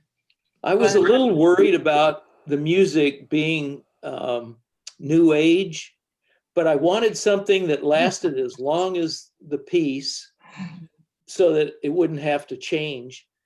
And there's something that happens with music that it occupies a different area in your brain and sort of shuts off some of the noise sometimes and lets you concentrate on the visual aspect that I find really refreshing. It was a great visual meditation with that music. It was Oh, great. yes, that's exactly Well, the right words. Yeah. I'm glad you liked it. Thanks, Peter. That was Mike, have you considered making a book of some of those? Yes, I have. I'm working on 2 other books right now, but that'll be next on the list. So that was such an incredible variety too. And those abstracts just, conjure up so many, images. Some look like, I swear they look like petroglyphs. Some of them look like aerial shots way above high of the landscape. And others look like, abstract paintings. I could swear there were brush strokes in there. Yeah. It was just such a beautiful variety that was so enjoyable to watch, to see. And I wonder, I just had a question for you about your equipment. So are these macro shots? Almost all of them were macro shots. There were a couple that were close-up telephotos, though. If it was too far away for a macro, I'd use a telephoto and just bring it in closer. Yeah. A wonderful collection, Mike. I'm impressed by the consistency of the quality of your photographs. Each one was just wonderful on its own, and to see them all together made me feel like maybe I should just throw away my camera and give up. No, no, no. That's quite an honor coming from Mr. Macro there. So Mike, every time I've been in Yosemite, I've been climbing. So this was nice to see what it looks like when you're actually not climbing and just going around and actually looking at things. So thank you very much. I used to do slideshows for visitors there that I called Yosemite Without the Icons, because everybody comes to Yosemite and they're so focused on El Cap and Half Dome and Yosemite Falls that they never bother to look at their feet. And there's a whole magic thing going on. Yeah, it seems like a lot of times you go there and you want your wide angle lens and that's all you shoot with. But the macro, as you've demonstrated, is just perfect for so much more that's happening around you. Yeah, it's a great place. But that stuff goes on everywhere. Yeah. You know, that goes on everywhere. Mike, first of all, like incredible images. And some of those water ones were for you. Well, you know, like you inspired me, actually. You inspired me. And I'm thinking, you know, especially like the winter stuff, I thought, you know, it's like, I got to go put my mittens on and get up there. Yeah. Yeah. I was wondering, like, how did you select the sequencing? And then the second also is like, you said your choice of music was because of the length. But what other factors went into your decision about choice of music? But sequencing first. Sequencing first. Well, the first thing is you have to deal with both horizontals and verticals. And it's better to do a sequence both with its own, you know, likes to likes. But to do a whole slideshow that was all verticals and then all horizontals would be weird. So I tried to space out the verticals and horizontals. Then there's the whole concept of subject matter. Although subject matter is not an issue for these kinds of pictures. It was rocks and minerals, ice and water, trees and woods, plants, flowers, and fungus, which is pretty much everything in nature except for animals. And so, you know, I had to think about, am I putting too many tree pictures together, too many wood pictures, too many water pictures all together? So I tried to space all of those out. And then all of these, I call abstracts compositionally inspired, because it's not the fact that it's a rock, it's the composition that I'm seeing in the rock, that the shapes, the lines, the textures and patterns, all of those compositional elements. And so they're compositionally inspired. And I didn't want to put, say, a circle after a circle after a circle after a circle. I tried to mix up circles and triangles, squares and rectangles, lines, horizontal lines and radial lines, and all of that sort of thing. Although you may have noticed there were several pictures that looked like one-eyed monsters. Yes. And that's because the brain locks on to a circle that looks like an eye. Anything that can be considered an eye becomes an eye. And so those circles I put together. Then there's trying to figure out the important thing is what works when you put two images together. because there's something magic that happens when there's a blend in the slide. And it becomes something different from both on each side. It's its own thing. And so that was the most important thing. And sometimes I would just throw two down that worked. Sometimes I would have to move one, but every time you move one, it affects the other two that it blends into and out of as well. One thing that I learned myself new on this particular project was that warm, cool contrasts work really well blending into each other. And I'd never had that realization before. And so I put several blues and golds next to each other.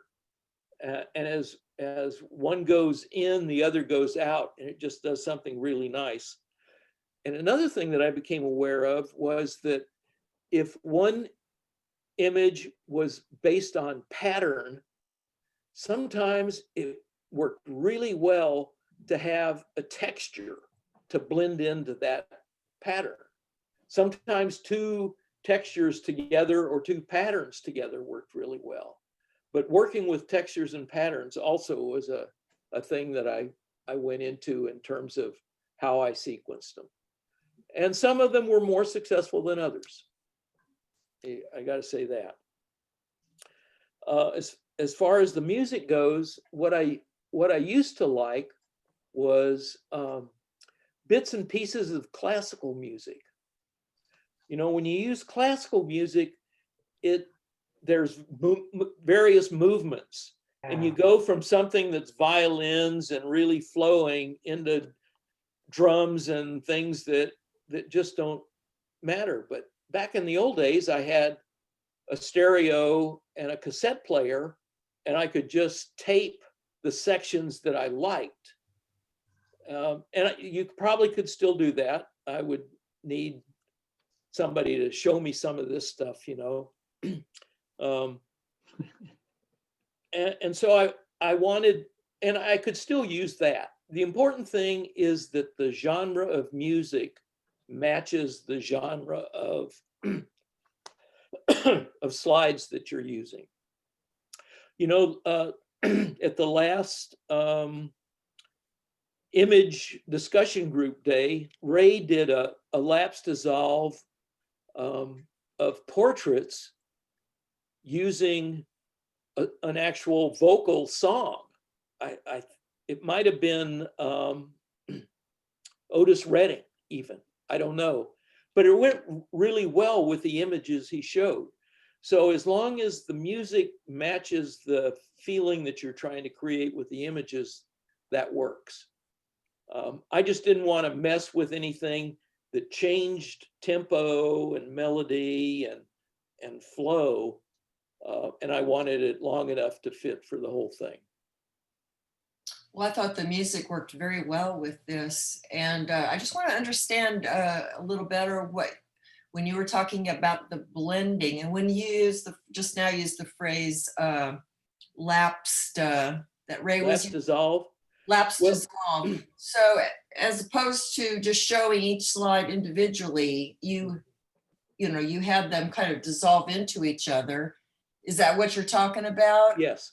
Yes. There's a function in the slideshow module that you can set how long the images stay up and how long the blend into it lasts. Yeah. Well, that was very effective. And boy, that not just sequencing these images by themselves, but then what you were explaining about how the colors worked in the dissolve. And is that what you meant? You kind of pick pictures that kind of work together as a dissolve into each other in terms of color and shape. And what they create in the middle of the dissolve. Mm-hmm. You know, some of them just went, holy cow. Yeah. You know, that's wonderful. That's really interesting. Some of them were just okay. I went through moving things around. I went through 5 whole different programs, setting it up and redoing it to try to get the maximum good blends. In the olden days, I had two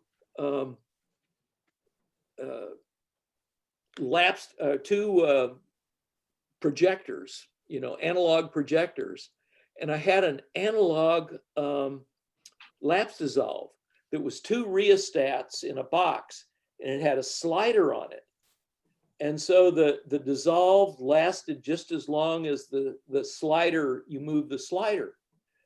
So you could change it for every image blend, and you could speed it up at the first part and then slow it down as it went through that magic part, and then speed it up again.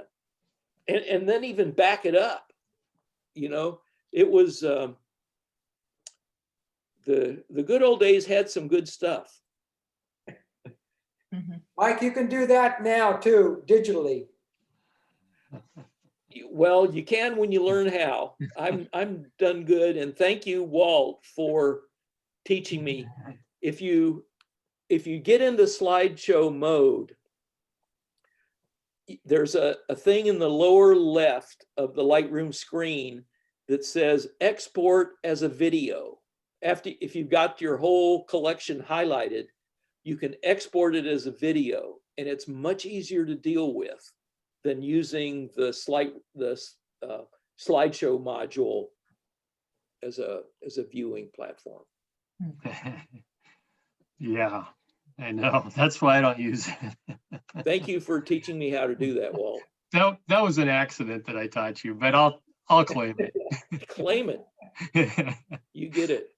That was great, Mike. Other questions or comments for Mike? Bill, I can't tell Bill if you got to hit your you got to demute. Yep, cannot hear you, and I can't demute you.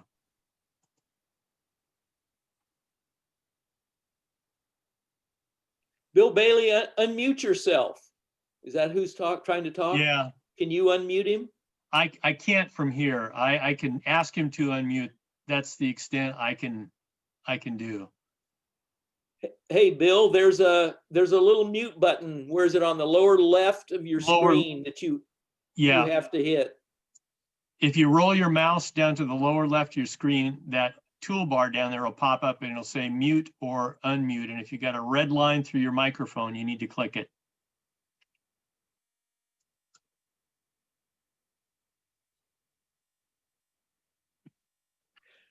Well, that was fun showing you guys. A lot of those were. Okay, can you hear me now? I can hear you now, Bill. Yay! Oh, great! No, the good news I have now is that I've talked to the people at the Oregon Society of Artists, and they want you to come over and have your monthly meetings at the artist compound anytime you want, and they're not going to charge you any money. So if that's what you want to do, because then you can have the screen that comes down and the projector. You've been over there, I'm sure. Yeah. So, and I was talking to Walt, and Walt said that the other place you went to is going to charge them more money. So this is not, they're not going to charge any money for having the meeting at the Oregon Society of Artists. Maybe we need to put a good precedent on that, Walt. Yeah, I think we can wait till January 1. Oh yeah, well it's probably going to be March. The rate things are going. Yeah. But you know, Bill, the real question is, what's the nearest Lucky Lab to the OSA building? Lucky Lab. The bar. These people have to drink beer after the meeting, you know. Oh, I'm sure there's a sub bar nearby. There's one actually not very far away. Yeah. Oh gosh. Well, matter of fact, well, right down the hill is. I think the Blue Moon. Oh, the Blue Moon. Oh, yes. And then there's the other one right almost across the street. And then there's quite a few of them down the other side of the hill, not on the burn side, but over on Jefferson, Jefferson. Mayor Bud Clark's old place. That's right. Right. Oh, yeah. I actually think even though that would be less convenient for me, I think that location would be more convenient for a lot of people. Except That for would be parking. the Goose Hollow Inn. Oh, yeah. Goose Hollow, that's the place. Goose Hollow, yeah. Well, we shall see. We shall see. Thank goodness I don't have to deal with that.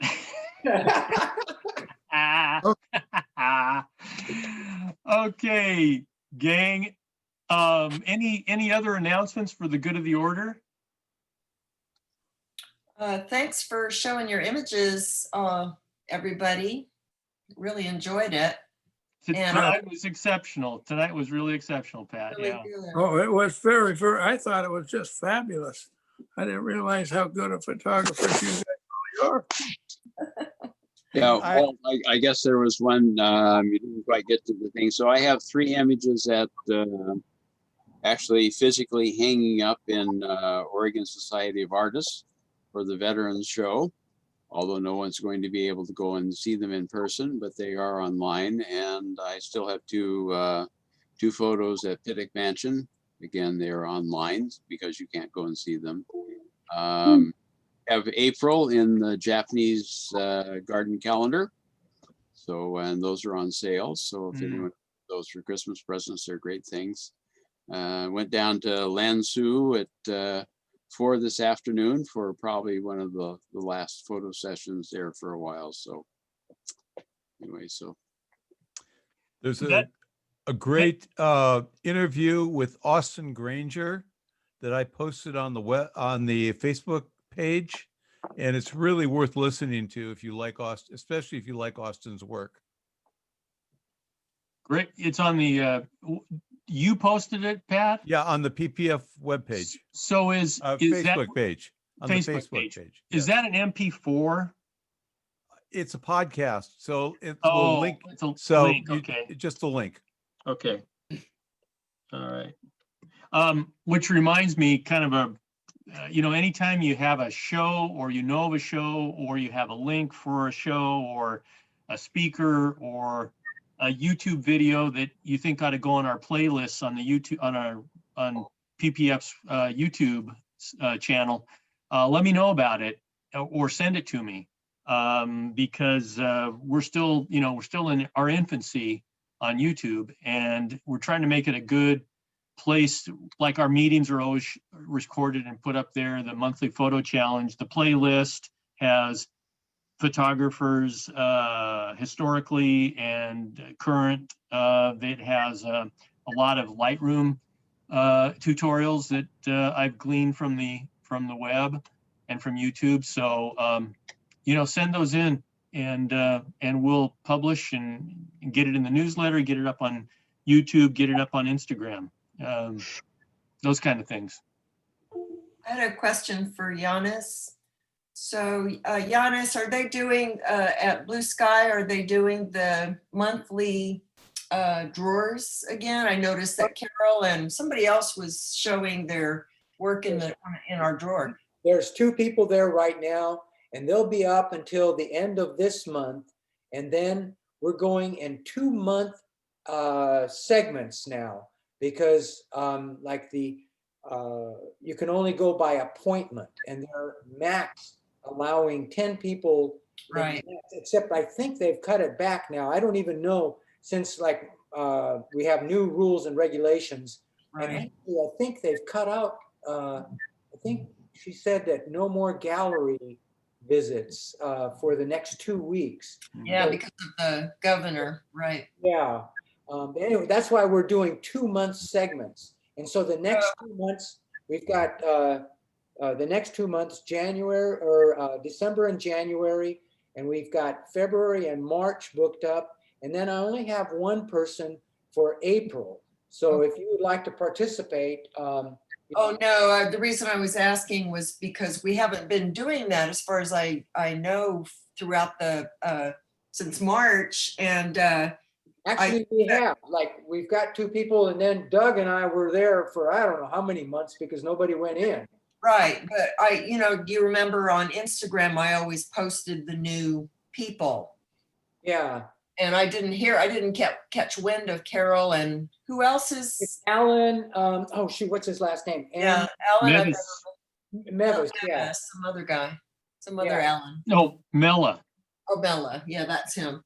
And I didn't catch wind of that. So could you send me the names of the people for the next? Yes, I'd be happy to do that.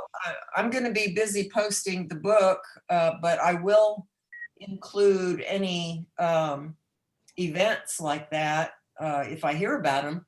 So just let me know. Do you want the current people also? Well, Carol and Alan. Yeah, it's good to have them have recognition. So I'll, and so let's see, I'll give you their contact information then. Okay, that sounds good. Yeah. Thank you. And also a quick question for Pat, but Pat's gone, right? Or Susan or Walt. So I'm starting to post, I'm going to post Pat's, one of Pat's images tomorrow on Instagram. And so I'm just putting a little general introduction about the book. And I just wanted to double check. She's not responding to my email, so I should know she's busy with moving. So am I correct in saying that the Oregon Historical Society was kind of the initial impetus for the book? No. Because in the foreword to the book, it sounds just like that to me. Well, Carrie Timchuk wrote that for us. And what the Oregon Historical Society has asked the community at large to provide photographs. They want stories, any document that could be used in a historical sense in the future. I didn't know anything about that, and I wrote him a letter, and I just said, you're quite a notable figure and a leader in the community, and you run the Oregon Historical Society. We're doing something that fits with this time in our lives in 2020 with the economic turmoil, the social injustices, and the pandemic. And would you be interested in writing the foreword to our book? Okay. And he did. And we sent 4 copies of our book to the Oregon Historical Society. But beyond that, no, they weren't involved. We're hoping that maybe this will open a relationship for us to maybe have an exhibit there sometime in the future. That's, who knows? I know they weren't involved in producing the book, but the way I understood it from the foreword was that was sort of the kernel of, the spark that gave us the idea. That's how I wrote it up in my intro, so I better go rewrite my intro, right? Yeah, that'd be a good idea. Okay. Yeah. I wish he'd called me up and said, "Hey, can you guys produce a book for us?" Oh yeah, no, I meant I tell him, "Oh yeah." Just in terms of that impetus, I have it written up that was sort of the what word am I looking for? The spark, catalyst.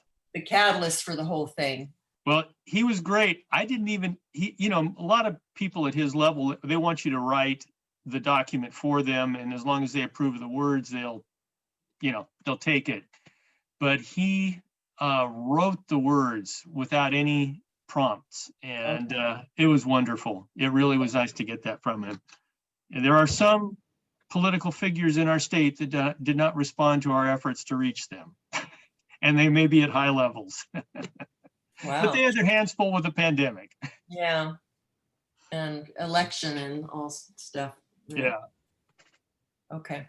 And I'm sorry to take up everybody's time, but I see a couple board members here. So maybe a quick question. So do you want me to include the fact that we are selling this book on the Well, you really can't if you don't have a business Instagram account. Okay. you can refer, you see it a lot, it says link in bio. Yeah. And, right.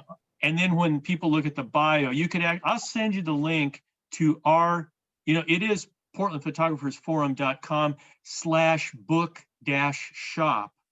And that would take somebody who's interested. Baboom. I saw that link. And so without saying the word purchase, see information about the book at link in bio. Okay. And they can, of course, Blurb has it up. You can look at the whole book online. Right. It's I a did. preview. I wrote the whole book. Yeah. And so, so people can get a handle on it. And we've added the PDF option, so you can purchase the PDF. For the 9 people that are still on this Zoom call, if you haven't seen the book, well, wait a minute. I know Mike has, I have, Janis has, Pat has. Thankful for PPF Peeps. I don't know who that is. Patrick, you might have seen it. But anyway, Susan's seen it. Phil. That's Phil. What a rascal. And I know Doug's seen it. Anyway, I don't know where that was going. I'm rummy. I just to mention the PDF version. The book is cheap. The book is cheap and it's beautiful. It's cheap, but I was going to buy the PDF version first because it was going to help me with this Instagram thing, but it wouldn't let me buy it. I don't know if there's a wrinkle there, so you might want to check that out. Okay. It let me buy the physical book, which I did, but it wouldn't let me buy the PDF version. Okay. Well, thank you for telling me that, Pat. I'll have to get on our web czar. He's letting the ball drop here. Doggone. Phil, are you there? Hold on. Mr. Bowser, get that link fixed now. Ooh, it's 10 o'clock. Oh my goodness. Yeah. Okay, guys. It's been great.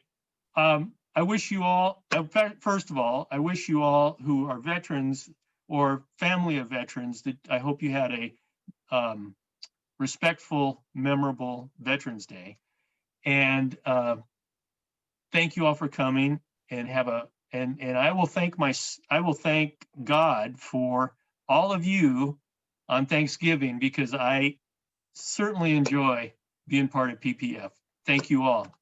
Thank you, everybody. And Walt, my condolences for your sister, for the loss of your sister. That's very sad news. Thank you. I didn't hear this. My condolences as well. Thank you. Yeah, it was merciful. Yeah. Well, good night, all. To Mike and Janis, and I don't see Carol there anymore, or Ron, but great show, everybody. Absolutely. Good night now. All right, good night. Night.